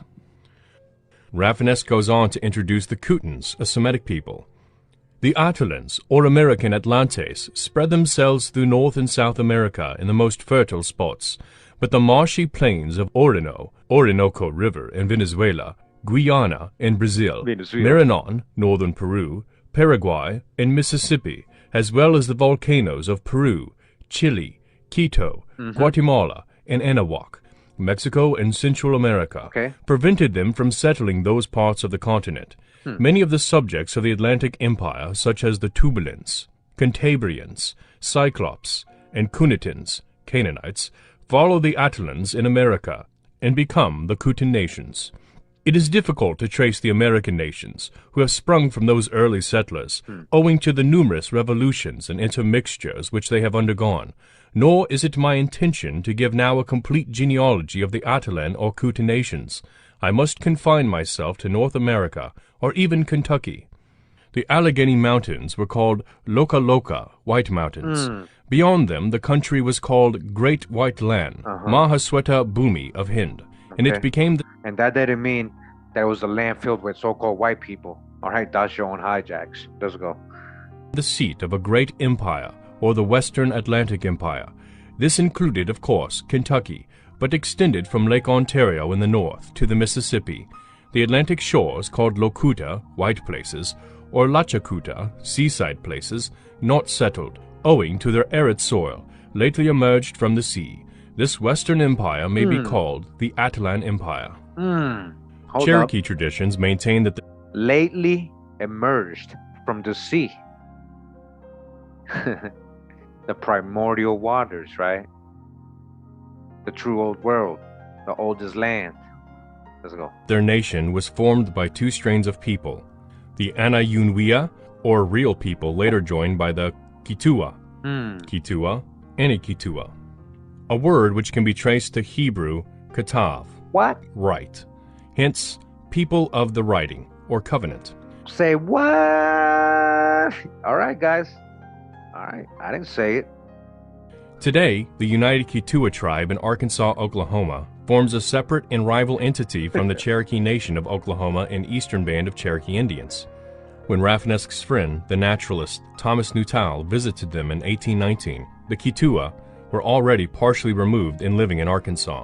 In 1996, the Eastern Band on the Qualla Reserve in North Carolina paid $3 million to acquire a 309-acre adjacent tract that contained an archaeological site believed to represent the birthplace of the ancient priesthood of the Kitua.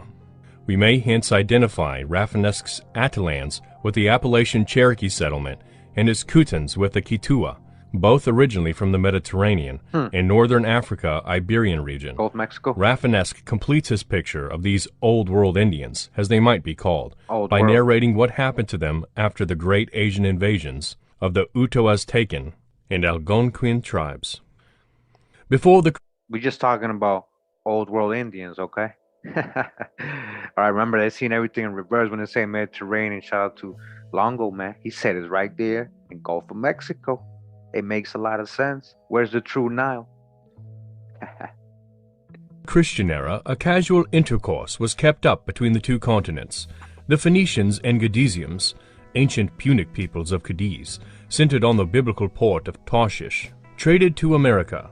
This continent was known to the maritime nations of West Europe and Northwest Africa. The Numidians went there 2,000 years ago, as well as the Celts. They frequented Paria and Haiti principally. The Etruscans, a powerful nation of Italy who settled there from the Rhaetian Alps. All these people came out of here. This is what we've shout out to Ben, the archivist. Where's the Etruscans from, Ben? Let them know. They're from here. Who's the so-called Etruscans? Come on.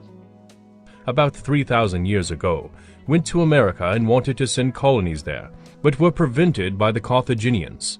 This intercourse gradually declined, owing to the numerous shipwrecks and warlike habits of the Caribs, Iztacans, and Oguzians, till the knowledge of America became almost lost or clouded in fables and legends. During the decline of the Atalans, some fled to Anahuac in South America, where they founded new empires or civilized many nations, such as the Cholulans, Toltec of Anahuac, and the Musis, Muzo of Colombia, Puruais, Paraguayan Indians, Calaos, Aymara of Andean area, Tiwanacos, Incan, and Cojas, Quechua of South America, who ascribed their ancient civilization to white and bearded strangers. Thus, the ancient arts and sciences of North America were All right, that's the hijack. The author got a little slick there. They never said white and bearded. They said white bearded. Big difference. White bearded, old men. People with white beards. Old men. Wise old men. It never said white and bearded. White bearded men. When you go look at the original texts and stories. transferred to the south. In the greatest splendor of the Atalans and Kutans, they had built above 1,000 towns on the waters of the Ohio, of which nearly 200 were in Kentucky, and the remains of above 100 are seen to this day. The population must have been as great as the actual one, and Kentucky must have had 500,000 of inhabitants at least. Yep. The monuments of these early nations are easily distinguished from the subsequent Iztacan monuments by a greater antiquity, their circular, elliptical, and conical shapes. I have quoted Rafinesque's work in extenso to show how far ahead of his times he was, for he lived in a day before cultural anthropology, ethnography, linguistics, archaeology, or genetics had been invented. As we will see, his account of several millennia of American Indian history was surprisingly sound, both in its overall scope and themes, as well as in many details. Rafinesque's information probably came primarily from Shawnee sources, but it is interesting that Choctaw oral tradition confirms what he had to say about the first Americans. Yeah.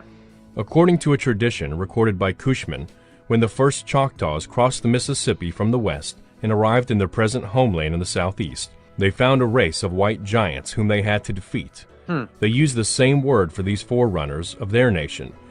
So they never say white, red-haired giants, they're adding the white part right there. And the European settlers who came many. But it still could have been white, I think they had all kinds of complexions, these so-called giants. You are a giant. They were calling you giant if you're 7 feet, 8 feet tall. 7 feet, 6-footers, they were calling 6-footer giants. So a lot of times you got to analyze, all right, what are they really talking about? Years later, the emerging story of genetics supports a multi-ethnic outline of Native history. Chapter 4. Scholars and Savages. Okay, hey, scholars and savages. Are we going to continue? You guys still up? Let's go. With wit and elegance, Professor Cyclone Covey of Wake Forest University catalogs many of the recent scholarly battles in pre-Columbian history, noting that there were forebears to Clovis in the so-called Sandian style, like Clovis also found in New Mexico. He suggested that Sandia shouldered points corresponded to Epicravetian and Solutrian in Europe. After all, the aesthetic care lavished on Clovis points pre-proposed some sort of background. Clovis did not come from a western direction, Siberia. The fact that eastern finds far outnumbered western suggested a different origin, logically European, since the greatest diversity equaled source. Clovis was simply the American manifestation of the Magdalenian and Ori nation in France, from the same Cro-Magnon hunting culture responsible for the beautiful Lascaux cave paintings. So, we dodged the hides there with the whole Clovis thing. That's been debunked, heavily. Hancock debunked that. I mean, we got so many ancient sites here that predate the Clovis thing. And as he's saying, they found more sites in the East Coast than in the West. So he's saying logically they must have come from Europe. Logically, no. Where's the oldest land in the world? Right there, Laurentian Mountain. That is the East. That's right there. Okay, Canada, oldest land, oldest water, oldest fossil, oldest water, right there, the same place. Covey, 2004, page 42 through 58. In a chapter titled Before Clovis Indefinitely, Covey went on further. He drew attention to human tools and bones excavated in the Puebla and the Vasquillo region of Mexico, dated to the Paleolithic and even Pleistocene epochs, long before the first Americas were supposed to have arrived according to academic timetables, pages 58 through 62. Denigrators argued with the stratigraphic record. Translation: irreproachable, consistent science by top scientists must not trump conventional premise, page 61. The government of Mexico confiscated the collection and whisked it out of sight, page 60. In an ironic footnote, the world was mildly shocked on July 7, 2005, to read headlines about 60,000-year-old human footprints from the same site. Conventional anthropologists cannot yet envision habitation dates for America comparable to European sites, page 61. Nor can they admit that human beings might have crossed the ocean before Columbus. Were they really canoes, dugout, and kayak-type boats painted in red or black in Pleistocene Spanish caves at La Pasiega Castillo and La Pileta, including the midship peak distinctive of Beothuk boats? Page 57. No, not boats, and if they were, not seaworthy. Elephant trunks appeared sculpted in the ball court at Chichen Itza. No, rather parrot beaks. Evidence had accumulated of fire rings, smashed skulls of extinct animals, and primitive tools from 40,000 years ago, and even 400,000 in California. Okay, 400,000. Due to natural lightning strikes, the logic dismissing all these smoking guns reminds me of suicides killing themselves by the application of gunshot to the back of the head. In other words, body bag for the illusion. Dismissing all this, it's like smoking guns reminds me of suicides killing themselves by the application of gunshot to the back of the head. All right, like there's so much evidence. That's what I'm saying. Shout out to Drop. That's why it's a body bag for the illusion. They can't come out of that one. Ain't no coming back from that one. and a lot of examples. All right. No reason to believe, because America has been but recently discovered, that therefore it has been but recently peopled, wrote an early ethnographer, before it became unfashionable, McIntosh in 1843. Several inscriptions tell of Phoenician visits to North America. A carving of the sea goddess Tanith was found deeply incised on a North Carolina boulder. Farley identified the deity's triangle dress and upraised forearms in Oklahoma, Kansas, Ohio, Vermont, Tennessee, New Mexico, Colorado, Nevada, California, All over and the place. Mexico. All over. The artifact, called the Grave Creek Stone, was removed from a depth of 60 feet inside a mound in West Virginia in 1838. Yeah, we know. It contained a Punic text from the first millennium BCE. We've proven it. The Bourne Stone, discovered near Cape Cod, has been interpreted as a declaration of Phoenician territorial claims along the east coast. Feld translated the Iberic text, a proclamation. By this, Hanno takes possession. A similar inscription, first recorded in 1780 from Rhode Island, he rendered, Voyagers from Tarshish, this stone proclaims. Thompson, page 149. Minoans and Phoenicians were responsible for three major developments in Native American culture: the manufacture of bronze tools, the fabrication of stone buildings, and the first currency, oxide-shaped tokens used for commerce. Thompson, page 153, 157. When Father Gregorio Garcia wrote his book, The Origin of the Indians of the New World, 1607, he was struck by the immense racial diversity of Native Americans. The Indios come from many nations of the Old World. Some are probably descended from the Carthaginians. Some are descendants of the 10 lost tribes of Israel. Others come from Atlantis, Greece, Phoenicia, and China. Thompson, 1992, page 14. Father Bernardino de Sahugan, author of the most complete description of the natives, agreed. He noted that the Mayas owned Popol Vuh, told of a fleet of 7 ships crewed by white-skinned, bearded people who arrived on their shores many centuries ago. Okay, I have the primary source in Spanish.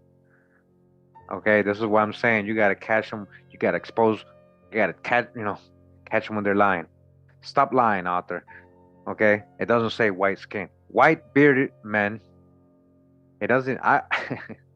All right. We're gonna read these books. I'm gonna translate them for you. There's even English versions of them. It doesn't say white-skinned. Dodge the hijack.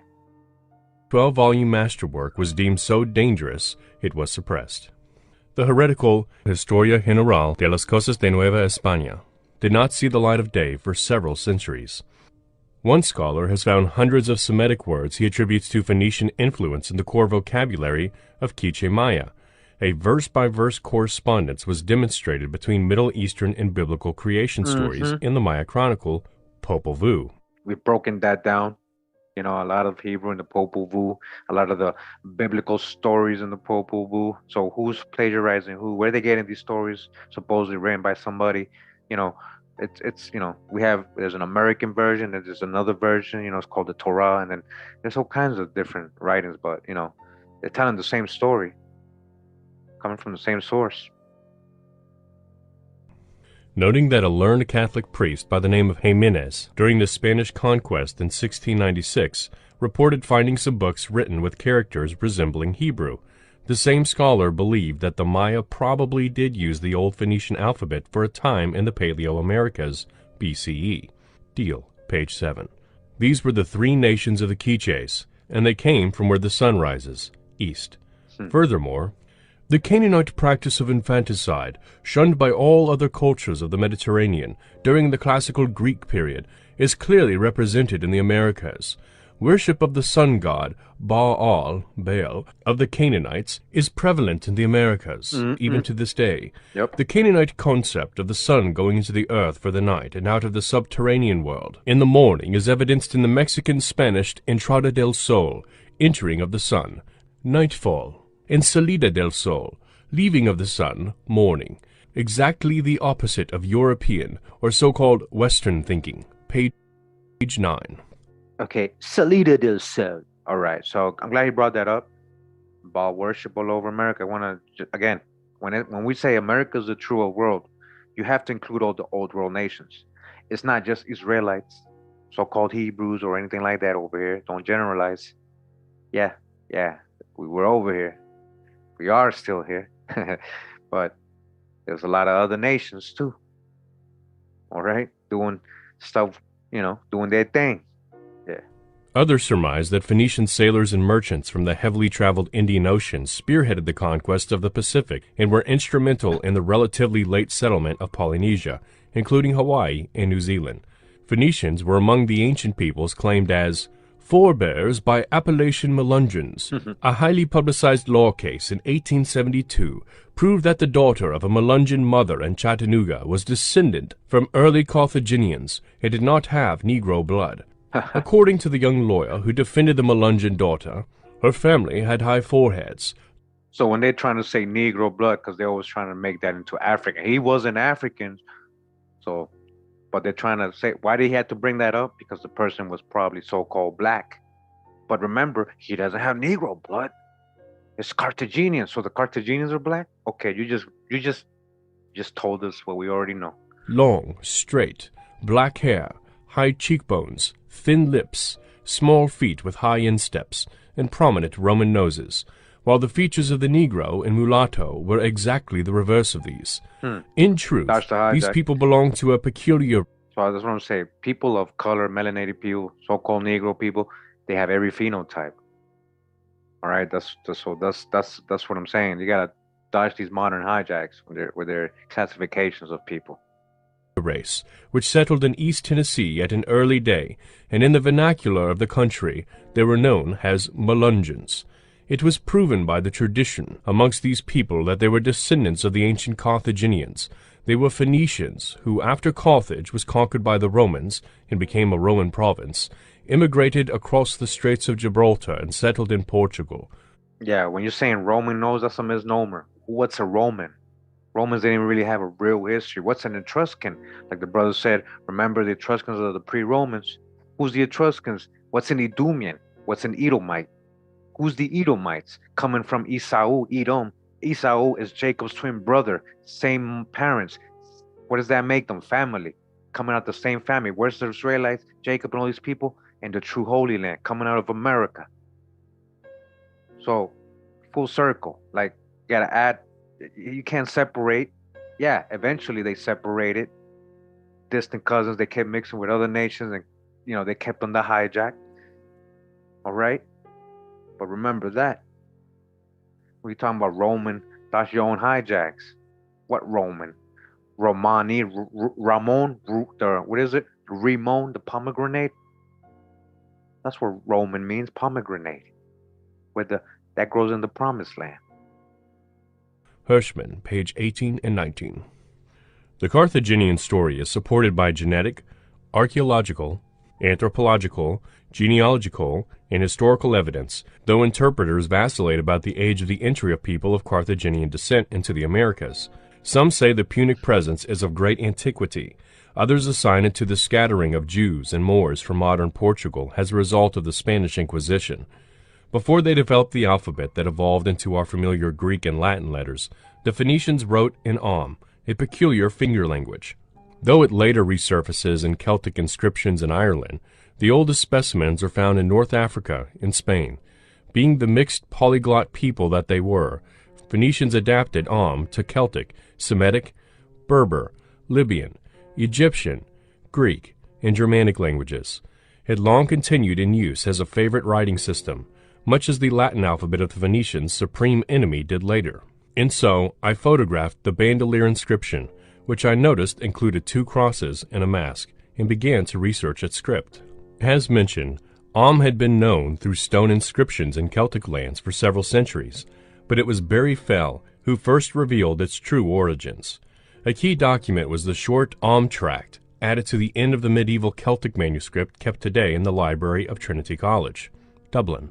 This often overlooked treatise in the Great Book of Ballymote illustrated specimens arranged geographically with Gaelic and Latin translations.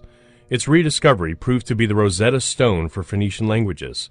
Fell was able, through this link, to decipher different versions of in Libyan, Egyptian, Punic, Ibero-Celtic, and a host of other Mediterranean languages. Pages 26 through 36. Shout out to Bell. For instance, a script called African by the Ballymote scribe was an Iberian variety used by Phoenician speakers in southern Spain during the first millennium BCE, page 58. He published a chart comparing the oldest styles, which he dated from 800 BCE onwards, with the fully developed Irish style of the Middle Ages, page 52. Significantly, it was Old Om, distinguished by its lack of vowels, that predominated in America. Okay, guys, are you guys paying attention? This is what I was saying earlier. The script and the inscriptions they're finding in the Americas is older types of that script or language. He's saying that predominated in America, Old Ogham. You talking about Ogham? They found the oldest form and oldest type of that, the oldest Punic, the oldest Libyan, the oldest Ibero-Celtic. These old forms of these languages predominantly in America, not even in Europe, guys. They don't emphasize that in school or in colleges or in their textbooks. They don't want you to think of that, because then that'll make you say, like, wait a minute, why does the oldest forms here and not over there? So they came over here and they didn't even write that form in their own native land, but they wrote it when they came here and they left it here. Does that make sense to you? Fell and his colleagues in the Epigraphic Society found it throughout New England on stone buildings, gravestones, temple objects, and boundary markers, pages 45 through 62. Predictably, these discoveries were widely ridiculed. Archaeology students were cautioned by their professors not to cite anything that appeared to be prehistoric writing in America. Manifest destiny. That was by design. That was on purpose. Manifest destiny, right? They said anything pre-Columbus is to be seen as savage, not to be taken serious. Ever since Major John Wesley Powell directed the Smithsonian's Bureau of Ethnology in the late 1800s, there had been a ban on investigations of this sort. It was, and to a degree still is, a firm policy. Thou shalt not seriously investigate any site in the Americas that bears any evidence of pre-Columbian cultural influence between the Old and New World. Thou shalt not. They made it a commandment, like, thou shalt not talk about America being the old world. Man. This approach reached the zenith of absurdity in a notable episode involving artifacts from Hopewell Mounds in Michigan. In November 1896, Jacob Brown and George Rowe were hunting deer on Michigan's Upper Peninsula when they scared up a mink, which ran for the swamp and hid in a hollow stump.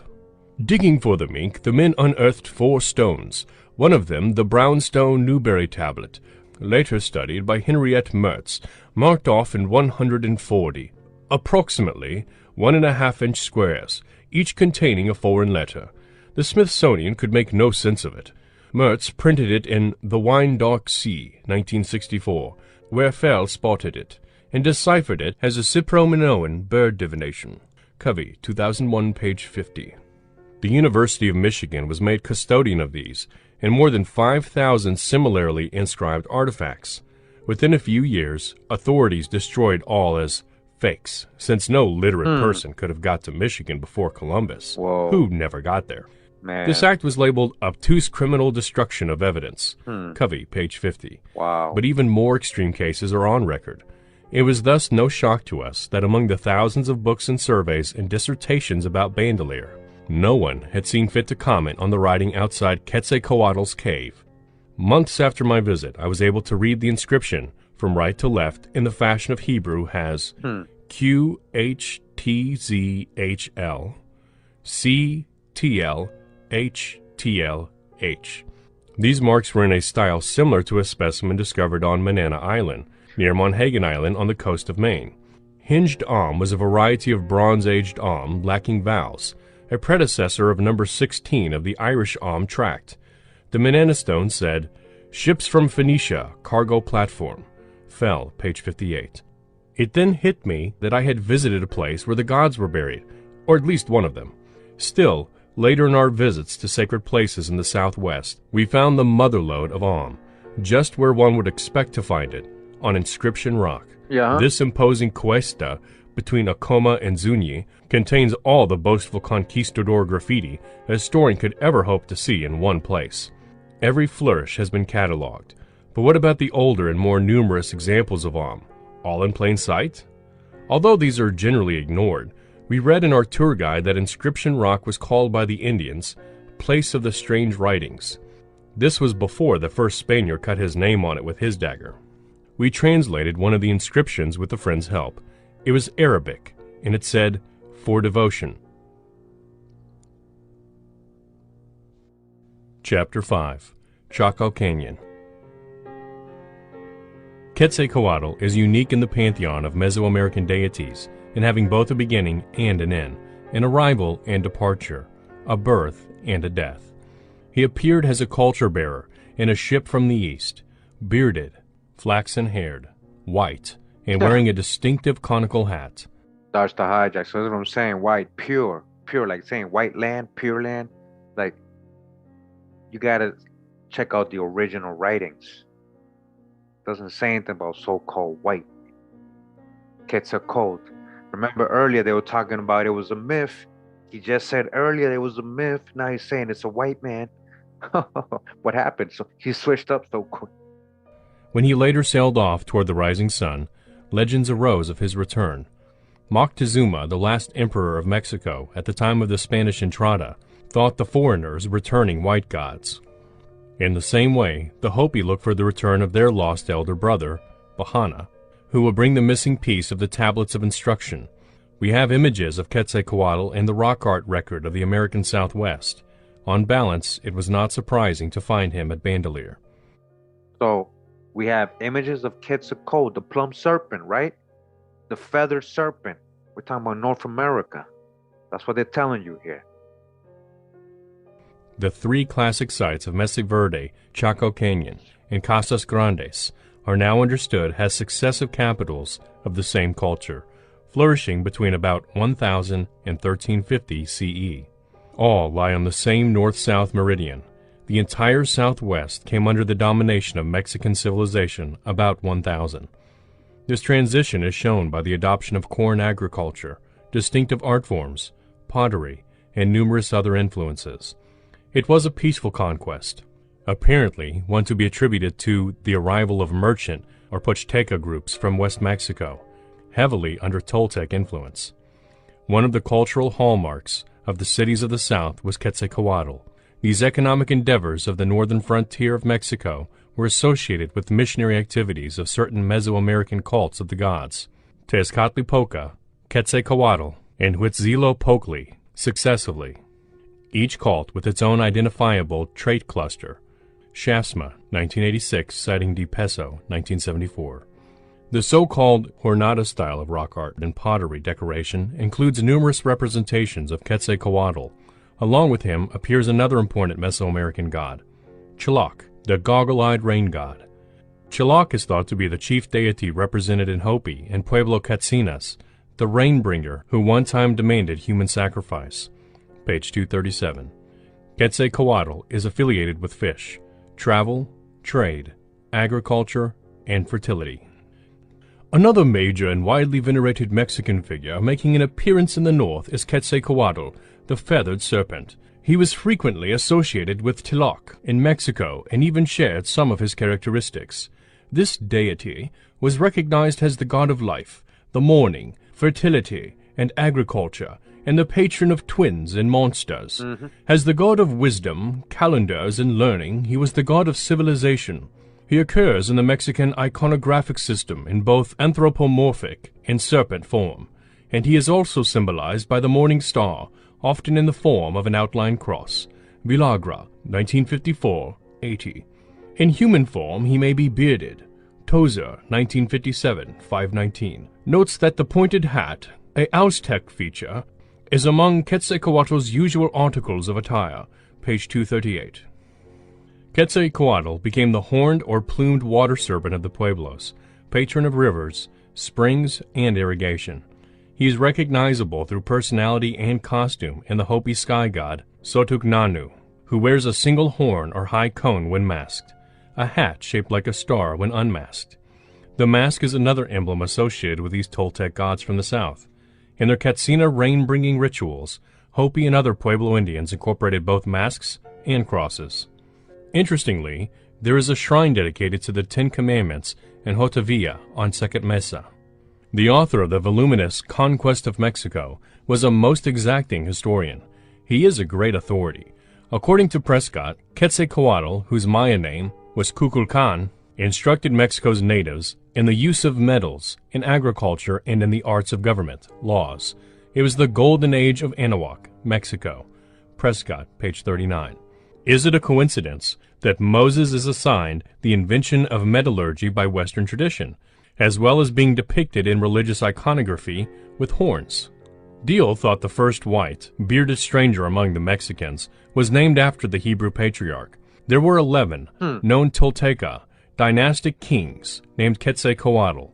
This dynasty lasted almost up to the 12th century A.D., and the eruption... Okay, so this is what I was saying to you guys earlier. There were actual kings, Toltecas, right? Tolteca. There were 11 known Tolteca dynastic kings named Quetzalcoatl. This dynasty lasted almost up to 12th century A.D. Talking about real people. Okay? into Anahuac of the Azteca hordes in 1325 A.D. When the Azteca arrived, they sought out So, very important, and I'm interrupting, but as you guys saw, there was real people there, right? And then the Azteca hordes arrived in 1325 AD. The Aztecas just got there.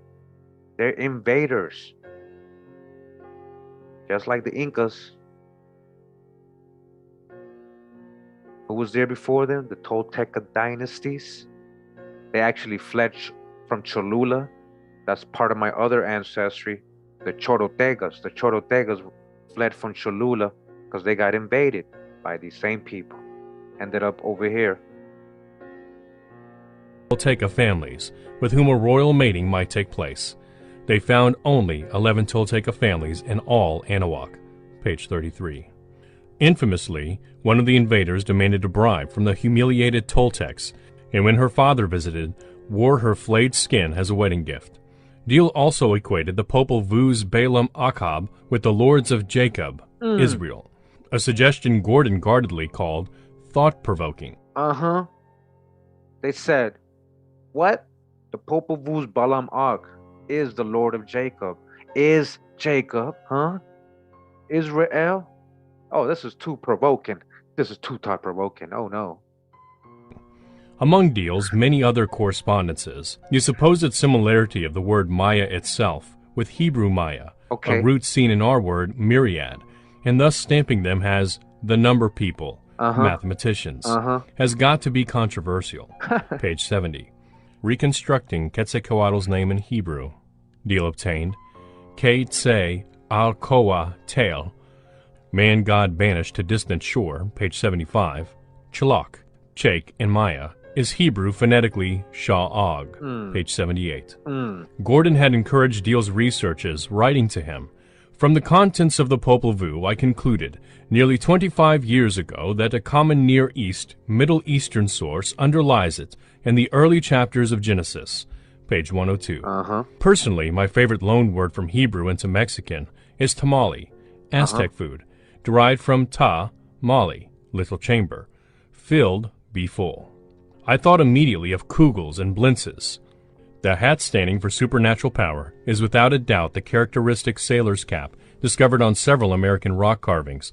Okay, so they're talking about tamale, huh? So what's flattened bread? Unleavened flattened bread. Tortilla? Where's corn? What was Joseph really storing in so-called Egypt? Corn, right? What are we talking about? Ancient America.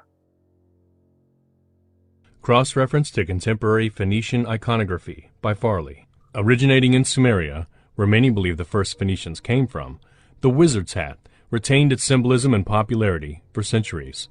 It was adapted by the Celts and Germans, the latter adding familiar horns. Perhaps the strangest change it suffered was being fashioned into the bishop's mitre, this too a symbol of holiness. Chaco Canyon is a complex of ruins on the other side of the Jemez Mountains from Bandelier. It is equally associated with Anasazi, or ancestral Pueblo history, assigned to the period between about 1000 and 1250. In 1990, it was designated a World Heritage Park, lying at latitude 36 degrees north, longitude 108 degrees west, at an elevation exactly 1 mile high. The bone-dry Red Rock Canyon is situated squarely in the center of the San Juan River drainage area, dominated today by Navajo and Apache Indian reservations. Chaco Wash is a deeply etched arroyo flowing only after heavy rains, when streams of water also jet down the walls of the mesa into the village.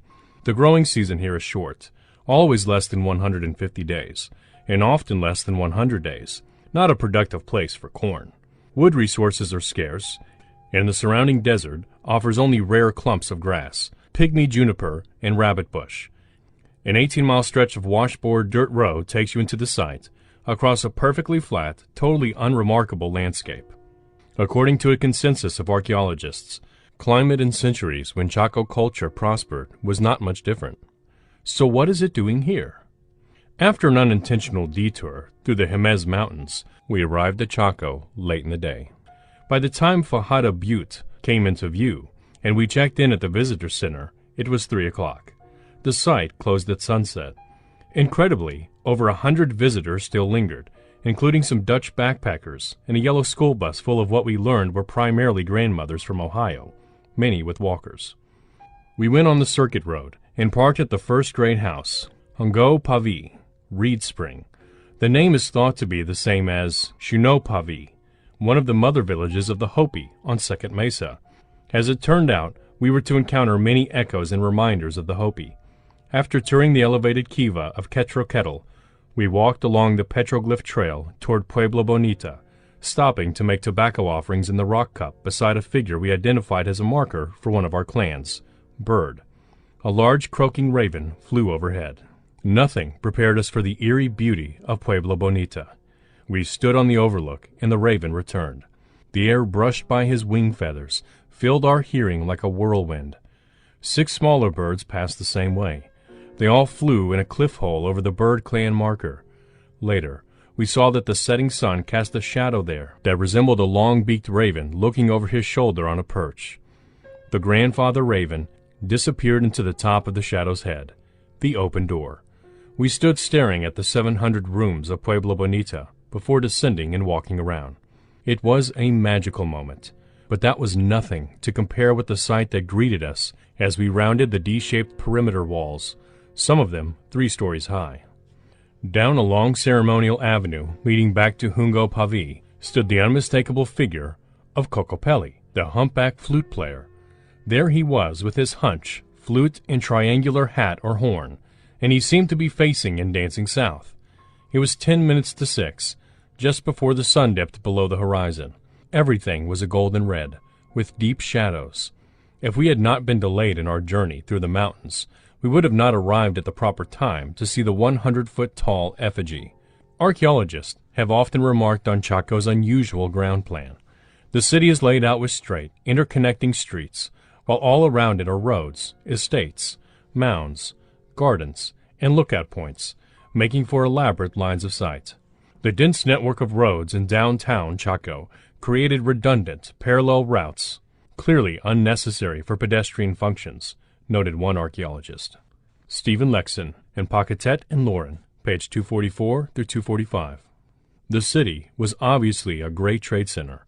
An estimated 100,000 pieces of turquoise beads from the Cerrillos mines south of Santa Fe, 35 copper bells, about 35 skeletons of scarlet macaws from Mexico, and 180 great cylinder vases were recovered in excavations, page 246.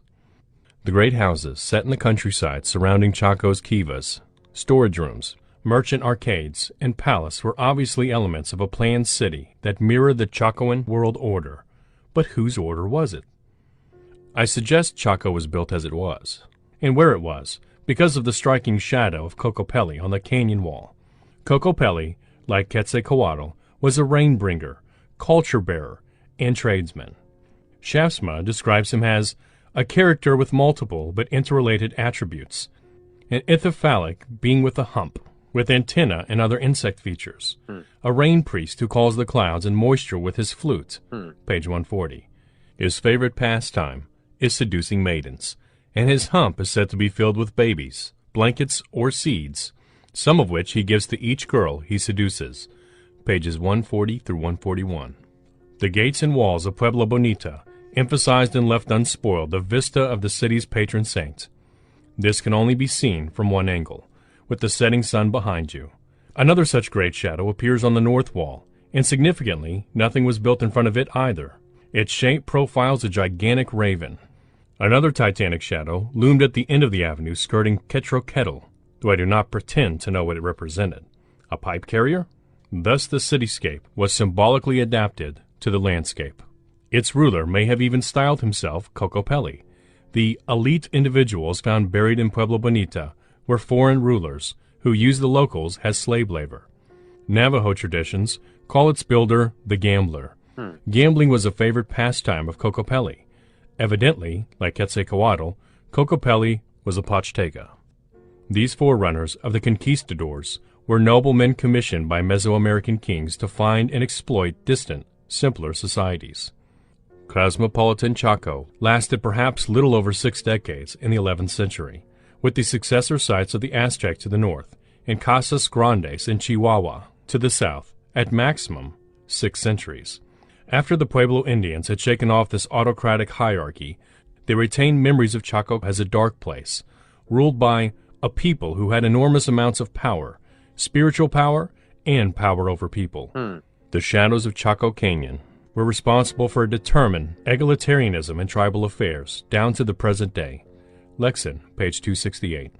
The reason Cocopelli is often shown in a recumbent position, Shaftsma, page 140, is not because he is in bed, but because he is dead.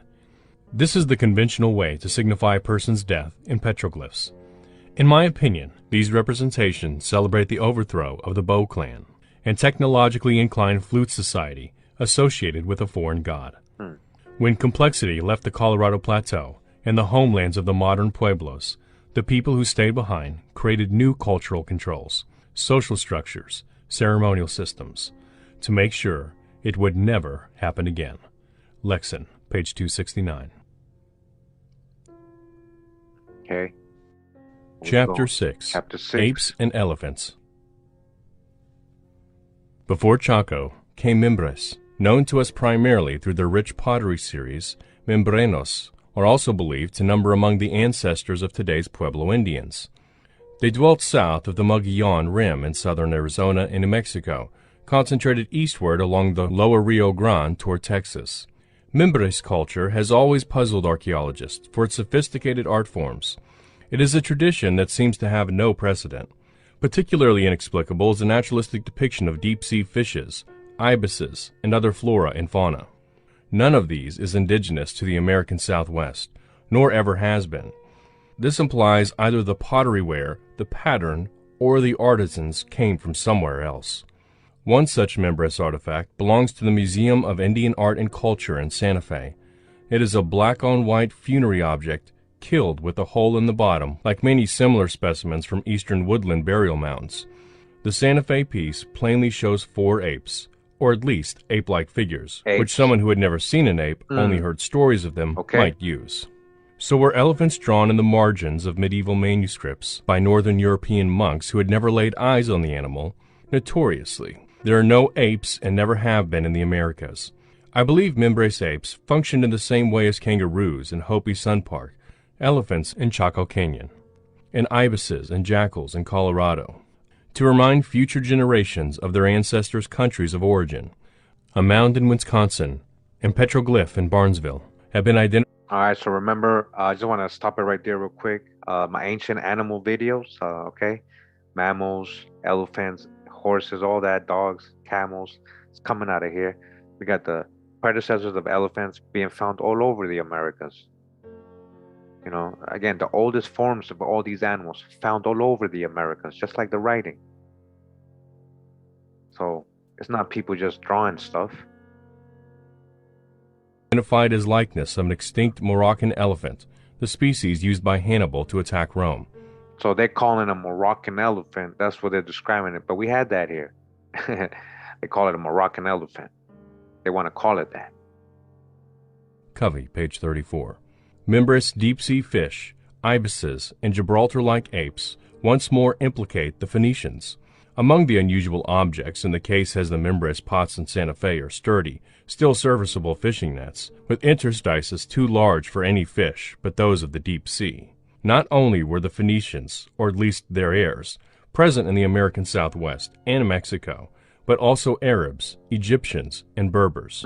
Fell pointed out that the Southwest Zuni people possessed a vocabulary close to Coptic, and that the Pima language was Semitic. Oh, yeah. In fact, the name Hohokam, designating the Southwest's first advanced culture, was probably Libyan, and we have already seen how Inscription Rock contains specimens of archaic Arabic.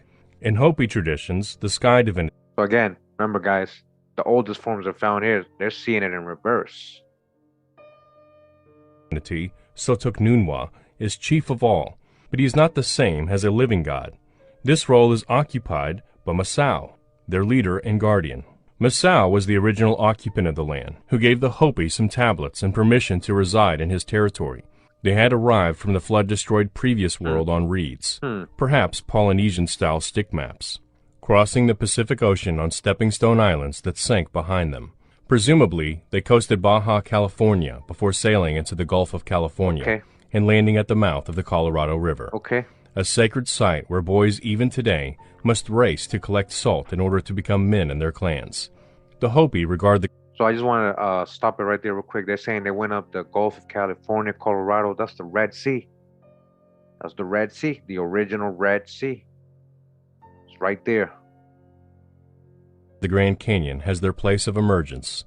Masao is described as a tall black man with either ugly or very beautiful features, and several people have commented on the similarity. So-called black. He was a black man.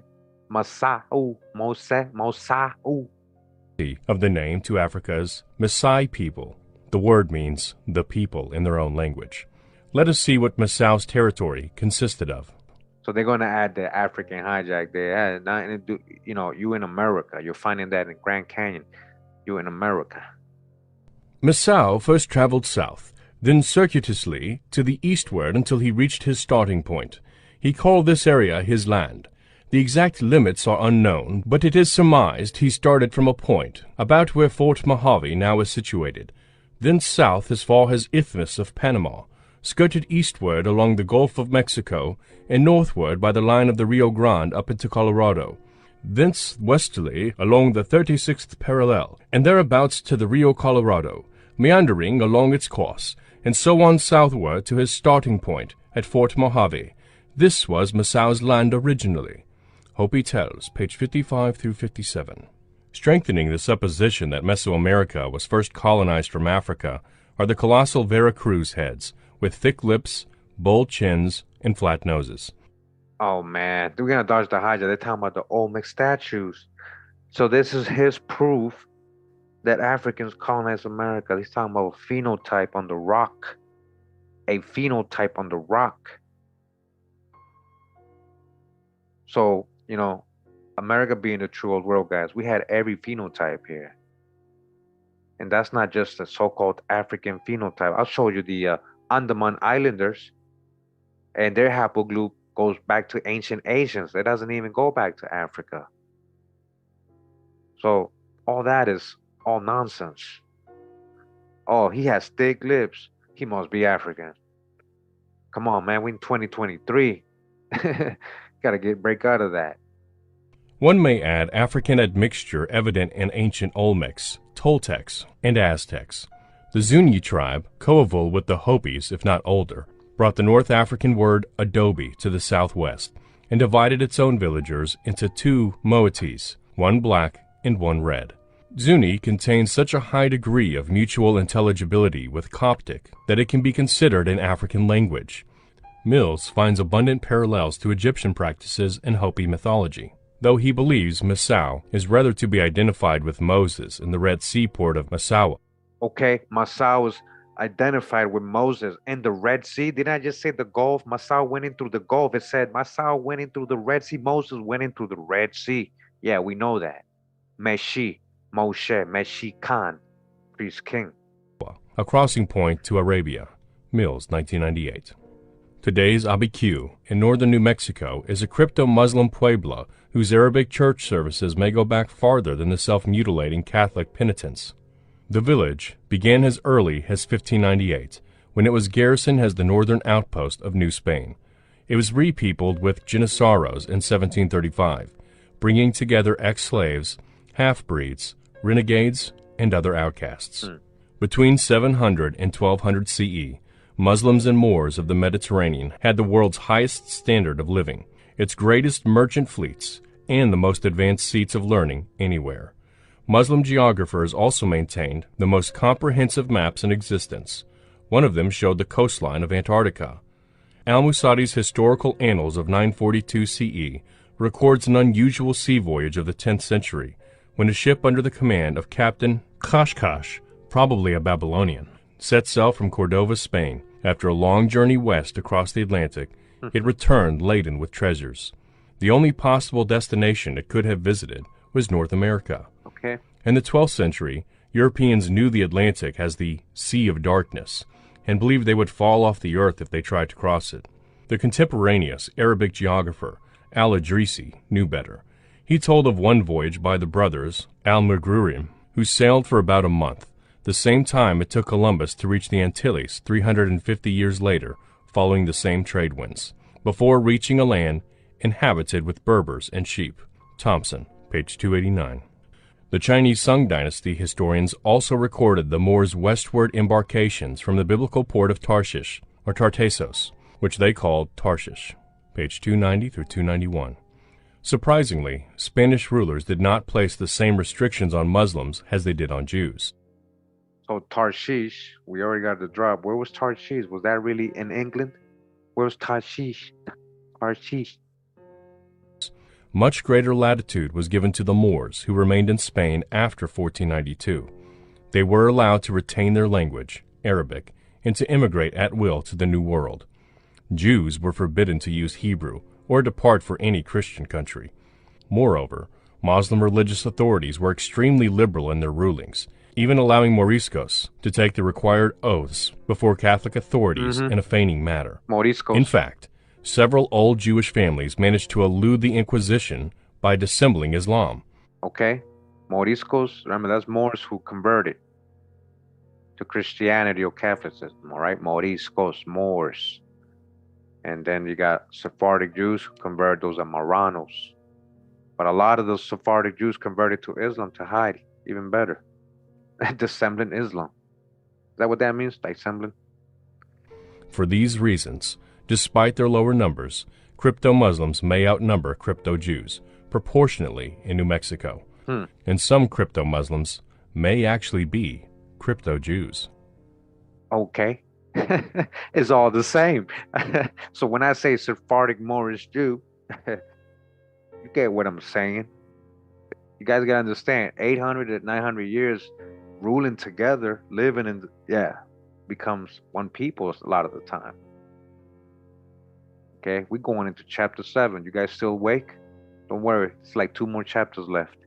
You got it? You here? We good? Let's go. Chapter 7. Los Quelites.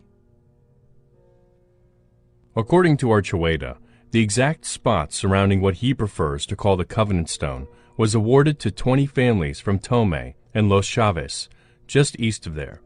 Chartered as San Francisco del Valle, the grant was made by Governor del Valle in 1761. In the well-known map by Don Bernardo de Miera y Pacheco of 1779, there is a village right on this hill called Los Quelites, which is Spanish for the wild herb called lamb's quarters. Our Jewish ancestors were very secretive, and they enjoyed sophisticated puns, he said. The reason they chose that word was its association with the Paschal Lamb. Pesach was celebrated on the tableland, above the Decalogue Stone, until authorities suppressed the heretical enclave and broke their altar in two. As for Chaves, this is a classic Spanish-Portuguese Jewish name. There is a story that the Sephardic ancestors who settled in Tomé and Los Chaves in the early 1700s had a division among themselves, he continued. Okay, I just want to stop it there, because, all right, this is going to link up to a lot of you. The Chavers are the Chaves, are the Shavers, are the Chavis family of North America. Same people, same family. Like I was showing you guys earlier about Perry and Pereira. Same, comes from the same source. Chavez, Chavis, Shavers. Shout out to the Catawbas, the pony people. They got a lot of that. A lot of the Shavers are Catawba Indians, ponies. So I just wanted to emphasize that in case you guys weren't picking up. I know you guys think, oh, that's Chavez, Julio Cesar Chavez, Spanish dude. No, we're talking about Chavis, Shavers too. Let's go. Some wanted to continue their Jewish ways, and others wanted to abandon them for Christianity only. The faithful Jews left to form Los Quelites and eventually Cebolleta. So did the Spanish Judaizers of the early 1700s carve the Decalogue Stone? I do not believe so. For one, the writing contains unusual... Okay, he's letting you know. So did these guys do that? Because that's literally what everybody is saying, the scholars that try to debunk this. No, that was the Sephardic Jews who got there and did that. So he's like, actually, no. We know that's a lot older. We know Paleo Hebrew. That's an old form. Orthographic features that could never have been known to them. For another, Gordon, a Semitic expert, has precisely dated the style of punctuation to 7th or 8th century Byzantium. While serving as a visiting professor at the University of New Mexico, he made 2 excursions to inspect the stone. He described it as an abridged version of the Ten Commandments and the old Phoenician Hebrew letter forms. Deal, page 1. Could modern-day Spanish Jews have known the Phoenician letter forms? Possibly, but it is unlikely. An earlier time frame for the inscription was indicated by a report by geologist George Morehouse, who judged that the heavy patina on the surface of the stone was of an age between 500 and 2,000 years old. Thompson, page 181. In 1993, the Gordons visited the Israeli Archaeological Museum in Jerusalem. Connie Gordon, a Middle Eastern scholar like her husband, spotted 2 stone slabs inscribed with the Ten Commandments in Samaritan. The team learned that instead of the Jewish mezuzah affixed to doorways to ward off evil and proclaim Jewish faith, the Samaritans employed Decalogue stones. They located 2 such stones in the museum's collection, one found at Shechem, or Nablus, dated 3rd or 4th century CE, and another found at Tel Bilu, near Rehovot, south of Tel Aviv, dated 6th or 7th century. Gordon went on to write, "We are not dealing with modern forgery. It has been there as far back as the local inhabitants, Indian as well as white, knew. The whites have witnessed it since 1800. The Indians call the place the Cliff of the Strange Writings. The question arises as to what route the carriers of Samaritan culture took to reach Los Lunas. The latter site is near the Rio Puercos, pigs, a tributary of the Rio Grande. This suggests that the route from Palestine was through the Mediterranean and the Atlantic, then into the Gulf of Mexico, up the Rio Grande, and finally up the Rio Puercos to Los Lunas, Hidden Mountain. Gordon in Deal, page 2.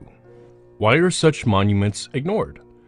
Stephen Jett, a Johns Hopkins-trained professor of geography at the University of California in Davis, believes it is because of political correctness and reverse racism. Toe-the-line academians will not look at evidence for transoceanic contact because they view the hypothesis of diffusionism as injurious toward our Native Americans. The attitude is part and parcel with imperialism, the white man's burden, and colonial mentalities. It is patronizing and intellectually unjustifiable, according to Jett. Lakota Sioux lawyer and philosopher Vine Deloria, the late professor of law at the University of Colorado in Boulder, has pointed out how the Indian must be vigilantly re-Indianized so that he will be acceptable to white anthropologists and remain the preserve of those who study him.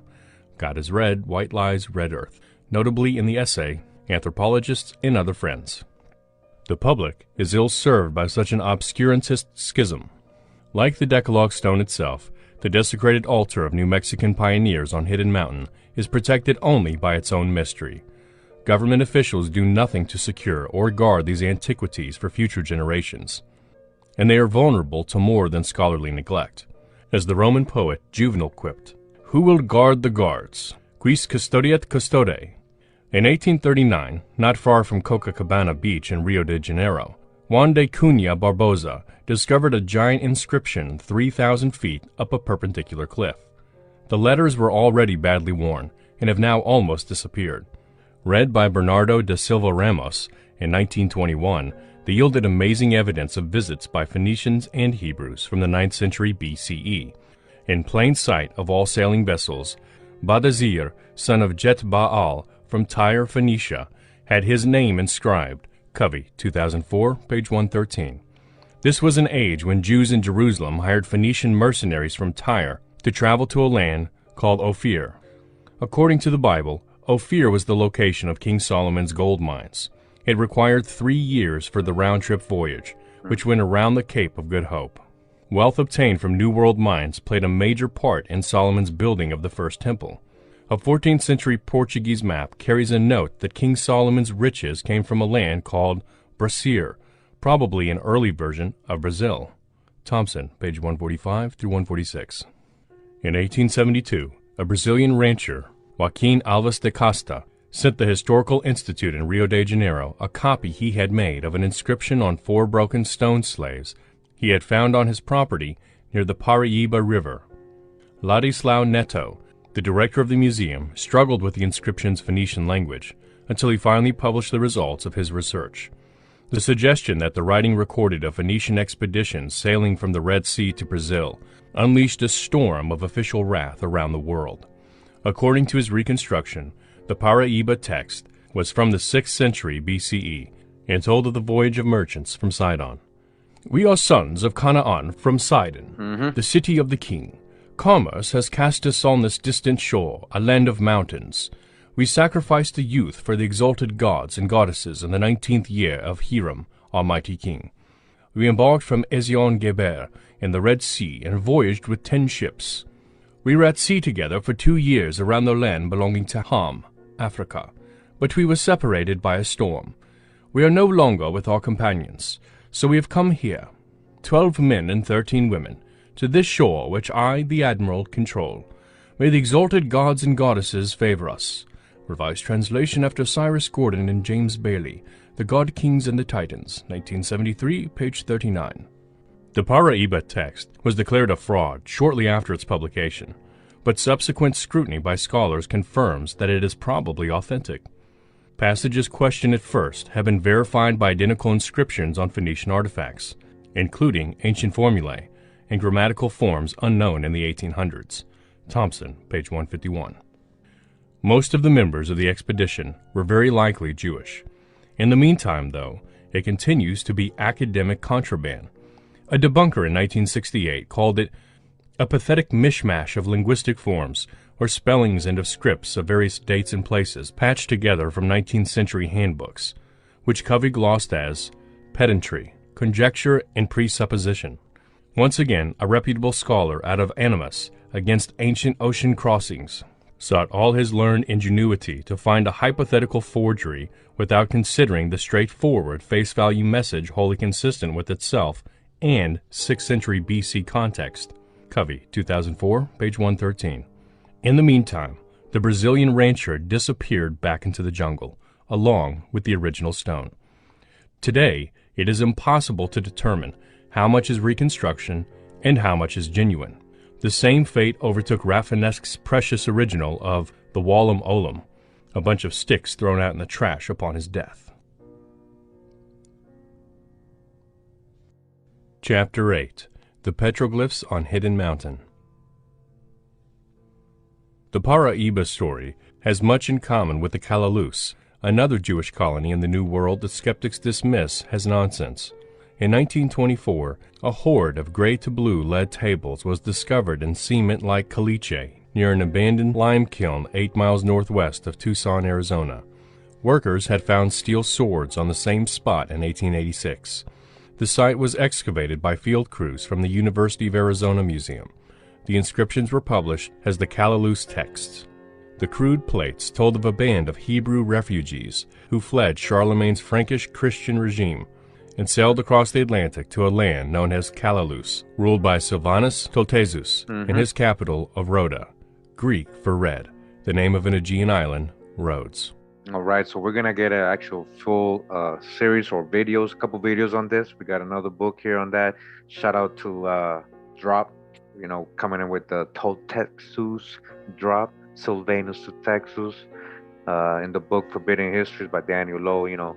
Danny Boy's a hater. He don't like us reading his book. He gives us copyrights. So He's like, nah, don't teach the people this stuff. Only I can teach the people this stuff. So shout out to all the real authors out there who allow us, to do this, for public education and discussion and everything. And we always respect and buy the books and everything. So, but that's an interesting. So the story of Kalelos, right? If you guys don't know, the promised land. Kalelos means the promised land, the holy land. Sylvanus Toltexus, King Solomon the Builder. Uh-oh. True to form, many academics suspected a hoax.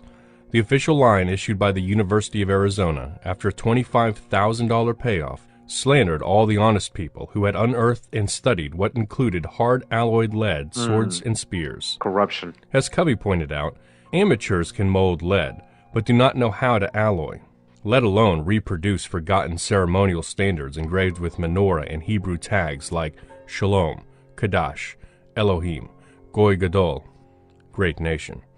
Beside the names of the kings, there were a menorah with 7 burning candles, a pair of Hebrew chalices, Havdalah, incense spoons, burning incense, numerals 1 through 10 in a common column signifying the 10 Commandments, and words in carefully drawn square Hebrew script. We have seen a... All right, guys, just want to say, we got 15 minutes left of this last chapter. And just in case you guys are wondering, I know it's late, hang in there. And this is the dismount, right? The dismount. Here we go. above that without doubt contact did occur between Europe and the Mediterranean and the Americas, reaching back to the Minoans and Egyptians. The Phoenicians were among the most energetic explorers of coastlines and river systems. The western continent and its islands were known to Plato, Aristotle, or one of his pupils, Diodorus, Sicelus, Theopompus of Chios, Plutarch. So we've gone over this. The ancient Greeks knew about the Americas. Who are the so-called Greeks? Strabo and Eratosthenes of Cyrene, in Greco-Roman antiquity. During the 500-year Pax Romana, Europeans seem to have lost interest in America, as mentioned by Rafinesque. The Romans were afraid of the open sea. Not being able to swim, they preferred to keep within sight of land. Swimming was not revived as a sport until the Renaissance. Iron had replaced copper as the most desirable metal, and there was little need to visit foreign shores. Moreover, voyages beyond the empire were fraught with high costs, piracy, and uncertainty. Caribbean gold, North American furs, and exotic plants were the only New World imports of substantial value. During an era of tranquility, all right, dodge the hijackers. They had our corn. They had our all our foods, man. Okay, 600 out of 640 food crops in Africa originated in America. And we're talking about copper earlier, yeah, right? And we're talking about animals. We gave them so much, talking about only a couple plants here and there. The empire's attention focused on the Eastern Mediterranean. Thompson, page 162. Yet knowledge of the lands on the other side of the Atlantic persisted. Jordanus, the most important Gothic historian, writing in the middle of the 6th century, took it for granted. The ocean has, in its western region, certain islands known to almost everyone by reason of the great number of those who journey to and fro. The West Indies were visited regularly, so it is entirely within the realm of possibility that a group of Romans of the 8th century could have sailed for the Gulf of Mexico and made their way inland, following the Rio Grande to present-day New Mexico and Arizona. Okay, so it's most probably that Romans could have been. What's a Roman, again? And again, this is the true old world. All this is happening right here, while you was picturing all that over there. Properly understood, the Kalalous texts record a compelling history. There is a Jewish settlement in Toltec country that survived until about 900. The capital, Rhoda, which the Jews wrested from the Indian emperor, was described as fronting a large plain surrounded by hills. The description fits the Snake River Valley where the plates were unearthed. Theodore, the colony's first leader, organized his confederation in Rome in 765, crossed the ocean, and attacked this Indian city, where he captured over 700 persons. He ruled for 14 years, 4 of them in America. One scribe depicts him as bald. Also bald was his successor, Jacob, who came from Britain and ruled for 6 years. The next prince of Kalalous ruled 17 years. Israel I, as he was styled, had been born on the Seine, perhaps in Paris, in 699 and lived to be 93 years old. The year 790 marked a decisive victory over the natives. King Israel appointed rabbis and presided over an assembly of consuls from allied cities. Calalus at this time could field 700 troops. Under Israel II, who reigned 6 years, war returned. The annalists tell of a later ruler who made the mistake of freeing the Toltecs. He was banished for this by the Sanhedrin. All right, guys. I mean, this is real right here. The next prince of Calalus, we're talking about. This is all right here in America. His name was Israel the First. Who's Israel the First? Who's the first? Who is Jacob? What was his other name? Israel. And then under Israel the Second, could that be Judah, a son of Jacob, Israel or / Israel the Second? Where's Calalus? Where's the Holy Land? Where's Judah, Utah? I just showed you guys earlier Mount Nebo. Okay, let's go. Returning from banishment, he attempted to subjugate them anew, but the Jews had to abandon their fields and villages and retreat within their walls. In 895, the scribe wrote, 3,000 killed, and the leader with his principal men captured. Next, he quoted Cicero and added, "It is uncertain how long life will continue." The final entry is dated 900. Nil nisi cruce, venit summa die, et ineluctabile cruce tempus. The deplorable Latin can be translated, "There remains nothing but torture. The final day has come, the unavoidable time for death." Covey, 23-24. When the Calalus discovery was announced in the New York Times, the initial reaction of scholars from various disciplines was positive. In time, however, skeptics drew attention to the clumsy Latin, crude Christian symbols, use of the expression Anno Domini, AD, and seemingly incongruous Masonic symbolism. Was it even possible that a colony of Europeans would speak Aramaic, Greek, Latin, Old French, and Anglo-Saxon all at the same time? Okay, you guys hear that? Now to them it don't make sense. But what have we learned? Who's the Anglo-Saxon, so-called French, Latin? You guys seen the old form of Latin? It's Paleo Hebrew. What's Greek? It comes from Hebrew, from the Aramaic. Yeah, Aram is the son of Shem. The Aramaic people, Arams. Yeah, that's almost like Paleo Hebrew as well. Scythians, who are the Saka, who are the sons of Isaac. There you go. Covey pointed out, bad Latin may prove better than disprove. He also found quotations from Cicero, Horace, Virgil, and Livy. The unique map of the colony was a sophisticated device, much like a coat of arms. Its shape was echoed in the 8 divisions, Shimona Payot, carved in Hebrew down the stem of a Nehushtan, Moses' staff. Moreover, it plainly showed 12 sections. If an army of 8th century Jews traveled from Rome to modern-day Arizona or New Mexico, what kind of transport did they use? In 1985, a shipwreck was discovered about 20 miles south of Haifa, at a depth of about 6 to 10 feet, only 80 yards off the coast of the home of Elisha Linder, an Israeli who wrote his doctoral thesis under Cyrus Gordon.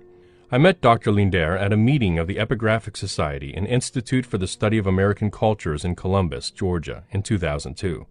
Named the Ma'agan Mikhael, after the nearby kibbutz where it was found. The wreck proved one of the best preserved wooden-hulled ships ever discovered in the Mediterranean.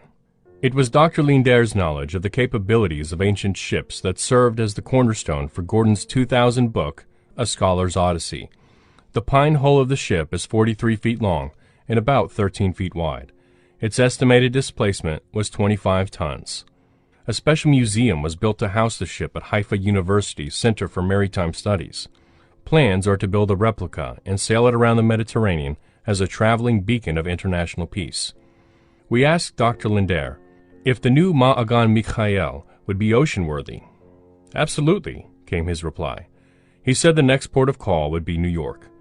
We believe a flotilla of such merchantmen may have been available to Theodore and his colonists setting forth from Rome in 775. The ships could have come through the Indian Ocean and across the Pacific along sea lanes established by the... Sorry guys, I got lost. Let me catch up. Okay, we're right here. Phoenicians, and plied later by the Arabs just as easily as across the Atlantic. What was taking place in Europe in the year 775? Charlemagne had just stormed Italy's capital, Pavia, assuming the title King of the Lombards and Patrician of the Romans. He immured the last Lombard king in a monastic cell and marched triumphantly toward Rome in 774. Adrian I was pope, a Roman nobleman, son of Theodore, 772 through 795, of the same family as the organizer of the expedition to Callalus. Charlemagne's conquest of Italy and negotiations with the Pope would result in the donation of Constantine, a forgery that legitimized the Vatican, drove a wedge between the West and the East, and inaugurated the Holy Roman Empire. The Frankish emperor was crowned in St. Peter's Basilica on Christmas Day, 800. In 775, Spain was ruled by the Umayyads, Persia Maya. by the Abbasid caliphs, Maya. and Leo IV the Khazar was the Byzantine emperor. Britain was divided into numerous kingdoms, and the Saxons and Bavarians were in retreat from Charlemagne's armies, about to embrace Christianity. In the south of France, there was a Jewish state ruled by Babylonian princes, allied and intermarried with the Carolingians. Carolingians. Zuckerman, 1972. Carolina. There was even a Judaic academy in Narbonne. In Jewish history, the 8th century is the beginning of the period of the Gaonim, singular, Gaon. The seat of spiritual authority of the Jewish world was the yeshiva, academy. Between the 8th and 11th centuries, this was not simply a learning institute, but also the supreme court and source of instruction for all Jews. The head of the yeshiva, the Gaon, was regarded as the highest religious authority, but his responsibilities also included organizing the courts, appointing judges and community leaders as well as scribes, ritual slaughterers, and other officials. Barnavi, page 86. It is certainly true that Jews enjoyed the privileges of Roman citizenship until the fall of the empire. Even after that, Jewish communities in Rome and Constantinople had special dispensations. In many countries, notably Muslim Spain and southern France, Jews were guaranteed the same rights as others. They were able to bear arms, own land, live wherever they pleased, conduct trade, worship in their homes or synagogues, and even hold public office. Charlemagne's father Pepin had made the founder of Narbonne, the Gaon Makir, his vassal. Makir gave his sister to Pepin and took the sister of Pepin as one of his wives. He belonged to the powerful Nazi family that later produced Doña Gracia, the woman who defied kings. Esther Ben Bassa's The Jews of France is the most complete and well-documented book available on French Jewry. Its author notes that Jews from Palestine arrived in Gaul, France, as early as 135 CE, following the revolt by Bar Kokhba. The Christianization of the Roman Empire under Constantine the Great and the restrictions that gradually came to be imposed on the Jews favored their immigration, particularly to Gaul, which was slower to become Christianized.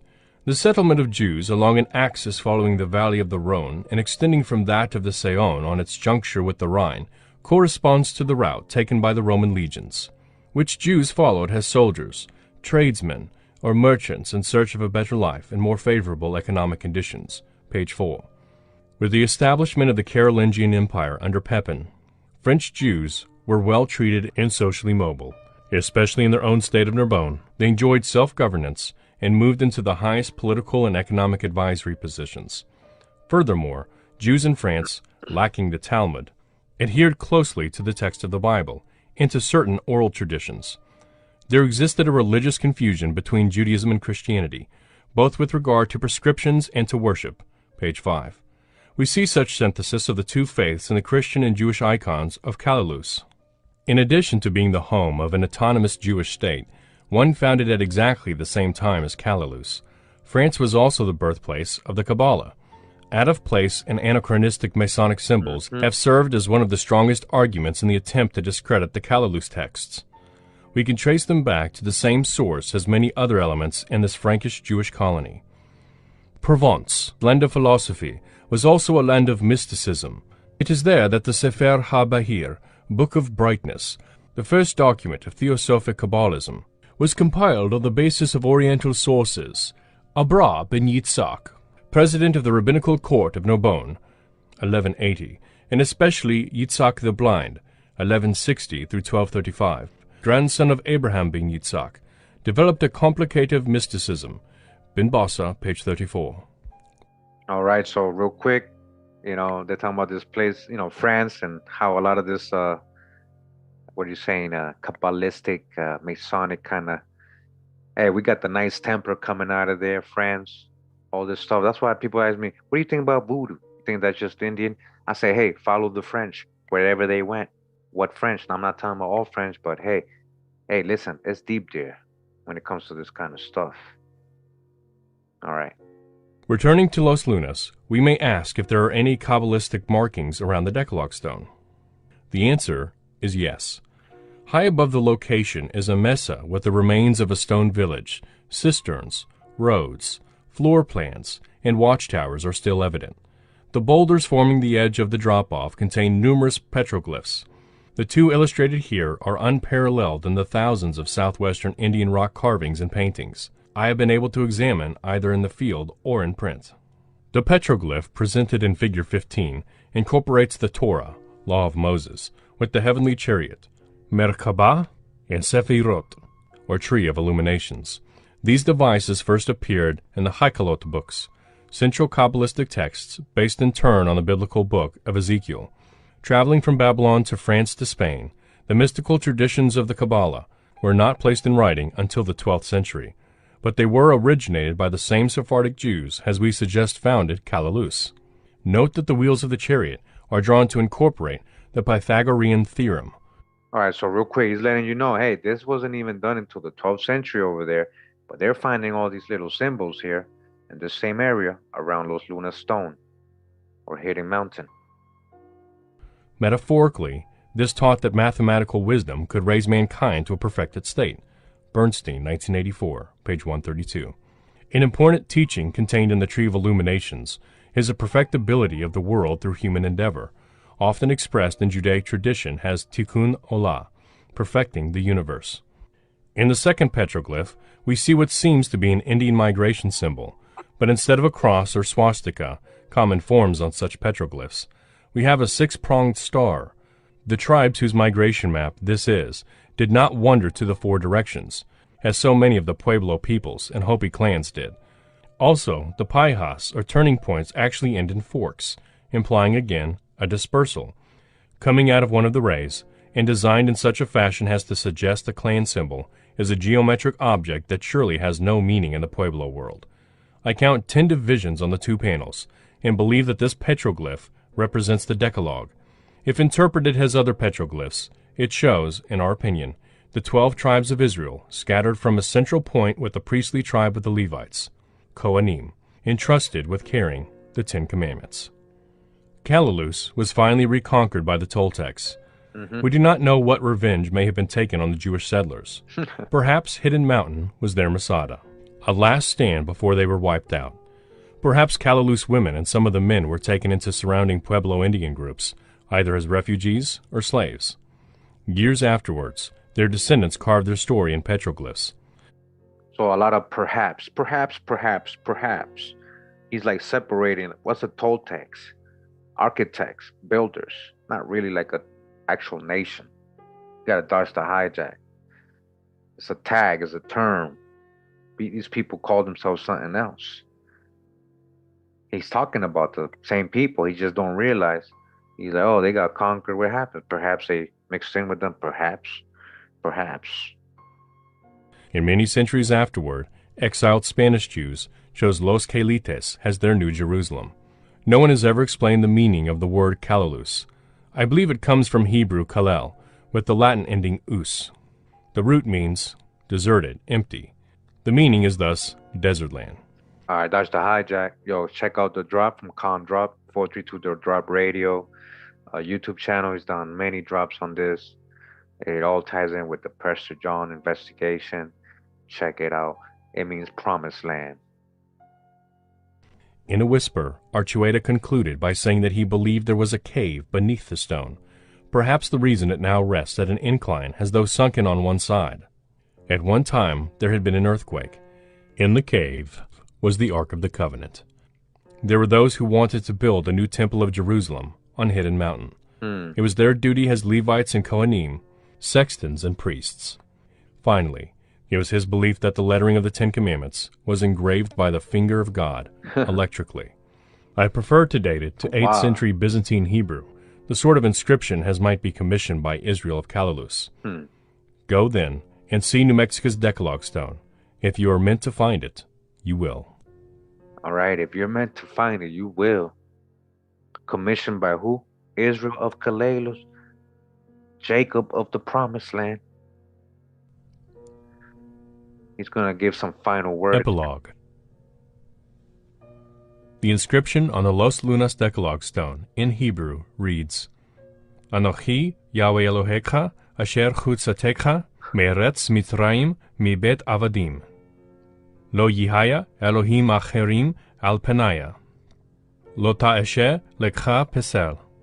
Lo tisha arag shem Yahweh leshav. Zakar et yom hashabat lekadesho. Kabad et avikha ve'et imekha lema'al yi'arechon yamekha. Al ha'adama asher Yahweh Elohecha noten lecha. Lo ratzak. Lo tina'af. Lo tiganab. Lo ta'ana bere'ekha et sheker. Lo tachmod eshet re'ekha bekol asher lere'ekha. In English, this translates as, I am Yahweh your God, who brought you out of the land of the two Egypts, out of the house of bondages. You shall not have other foreign gods in place of me. You shall not make for yourself molded or carved idols. You shall not lift up your voice to connect the name Yahweh in hate. Remember you the Sabbath day to make it holy. Honor your father and your mother to make long your existence upon the land which Yahweh your Elohim gave to you. You shall not murder. You shall not commit adultery or idolatry. You shall not steal or deceive. You shall not bear witness against your neighbor testimony for a bribe. You shall not covet the wife of your neighbor in all which belongs to your neighbor. Oh, wow, right? Hey, thanks for tuning in. I hope you guys enjoyed. We actually read the whole book. Congratulations. We read it together. It was very interesting. I'm glad I read it with you guys like this. I kind of like this little format. It kind of helps me not get too winded when I'm reading, and and I can actually do it live maybe a lot more. So we're gonna try this out maybe with another book, a couple chapters here and there. I hope you guys enjoyed a lot of dropping this book, but it's not just about the book or the author. It's about the information that we've already gone over a lot in different videos. Many other brothers too in their channels. You see all in one little book here. Very interesting story with this Los Lunas Decalogue Stone. Nobody really understands the significance of this. I hope you guys do. Again, this is on the way from Utah, Judah, down to Mexico, down to South America. Like it's like the migration is there, and where did so-called Moses write that? And where were they? They were in the so-called wilderness. So hope you guys enjoyed. It was pretty cool. Again, this is the book. If you guys interested, shout out to Donald. Thanks, Donald. He's pretty cool, man. I seen him in the documentary. He got a lot of knowledge, and he has a lot of the ancestry too that goes back to the Sephardic Jews. That's why he knows a lot. Yeah, but it's can't just make everything white. I'm just saying. I'm gonna give you guys back your weekend. Thanks for tuning in and reading this book with me tonight. Much love and respect. Pura vida. Hey, shout out to the Patreons. Shout out to William in the chat. Dita, thanks for coming through, and everybody. Let me see. Tony earlier. J9, thank you for your help always. Yeah, Jalen, hey, check out the previous videos. I have a lot of videos with that book, Anacalypsis. We read volume 1, a couple chapters, volume 2 too. Pretty good book. We're gonna keep reading that book as well. Got a lot of books coming. All right. And showed you guys my very personal genealogy. Very personal. But I ain't trying to hide anything. I gotta remind people here and there sometimes. No more 4-hour sets. I thought, well, how long did this one go? I didn't expect to go this long.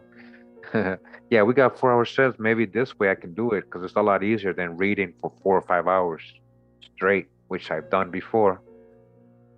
I've done that a lot actually. That's not easy. But yeah, We're gonna try this out maybe a couple times more. We got a lot of books. I got a lot of books in the Kindle library actually that I gotta go through. All right, and actually before we go, shout out to Tone. He wanted me to show you guys something.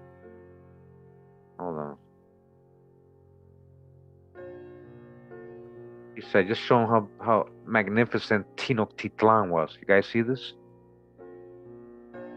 All right, so Tav said he was coming from a city in an island or in a lake, a city in a lake surrounded by two volcanoes.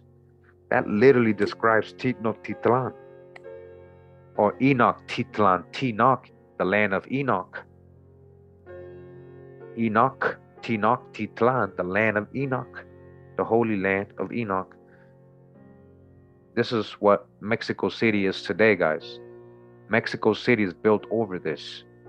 And yeah, Mexico City kind of sinks a couple millimeters, centimeters, or something every year or something like that, but it was built on this lake. Right? Their cities were floating like Venice, this majestic city when the Spanish got there, the Sephardic Jews and Moors, all right? Being real. The Sephardic Jews and Moors, when they got there, hold on. They said, wow, this is amazing. This is amazing. All right. Look at that. That's the volcanoes I'm telling you about. And there's even, oh, wow, look at this. This is a great, oh, man. You see the cypress trees all over, the cedar trees and everything, surrounded by water. Do you remember? Do you remember the time? Yeah, shout out to Mike. Live in Metropolis. The world looked very different 500 years ago. As you view these images, imagine the smell of salty air and smoked peppers. Imagine the sound of people speaking Nahuatl, a canoe gliding through the canals, and birds chirping in the trees. Imagine the warmth of the sun on your skin. The people around you are dressed in white cotton and work their fields, cook, trade, and practice their craft in the shade of trees and awnings. Imagine, remember that. Do you remember when the ancestors were here, like just chilling in this mega city? This mega city. Where you guys at? I lost you guys. Hold on. All right, you guys are right here. I see. Okay. You're in the other tab right here. All right. You're still there. Okay, cool. Okay. Architecture. Large buildings stand out against the single-story houses from the massive twin temple pyramids in the centers. So the smaller temples and shrines in neighborhood community centers. The sacred precinct with the Templo Mayor forms the epicenter of the city.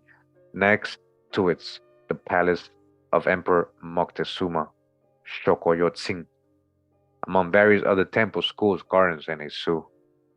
A zoo, okay? Do you guys see this? Beautiful. Can you imagine? This is Wakanda. What you calling Wakanda? You see, they make the movie look all futuristic and people living good and all prosperous and military and everything. That's what you're looking at. All right, that's just one of them. Many Wakandas over here in ancient America. I mean, just look at this though, guys. Come on. Tenochtitlan has a twin city, Tlatelolco, a little to the north. Both cities grew and are now merged with Tlatelolco, subordinate to Tenochtitlan. The city houses an important market where merchants sell exotic goods from all over the empire and beyond. Okay. The two volcanoes that Dov describes overlooking the city that's on a lake.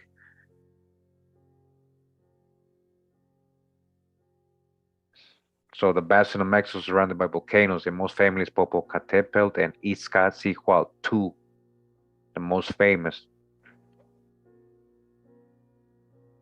Wow. Building a city in a lake means a permanent battle against water. A complex system of causeways, canals, locks, and a 16-kilometer dike allows the Mexica, all right, Mexica, Meshi, to flush the city with fresh water from the mountains.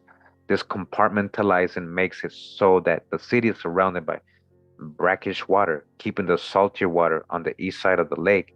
An aqueduct from the Chapultepec hills provides the city with drinking water. We're talking about advanced civilizations. We're talking about savages. Massive cities with neighborhoods, guys. Neighborhoods, massive. That's my block right here. That's your street. Yeah, I'm from here. Oh, you from over there? Okay, yeah, let's meet up. Let's go play. Let's go ball. You going to the stadium today? Yeah, I'm going to the stadium today. Yeah. All right, we just going back in time real quick. All right, Mexico City today. You see that? They just built right over it. All right, they just built right over it. Look, this is where the temples were. These pyramids and stuff. There's actually archaeological, and it's it's underground, and you can see the old ruins here and there in the city, in Mexico City. All right, look at that.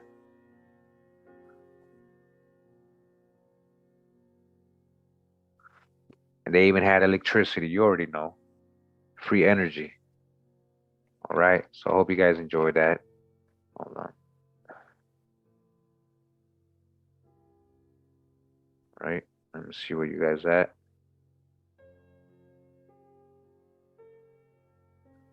All right.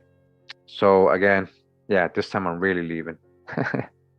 Thanks for tuning in. You already know. I hope I hope, I hope what we read, what you're seeing.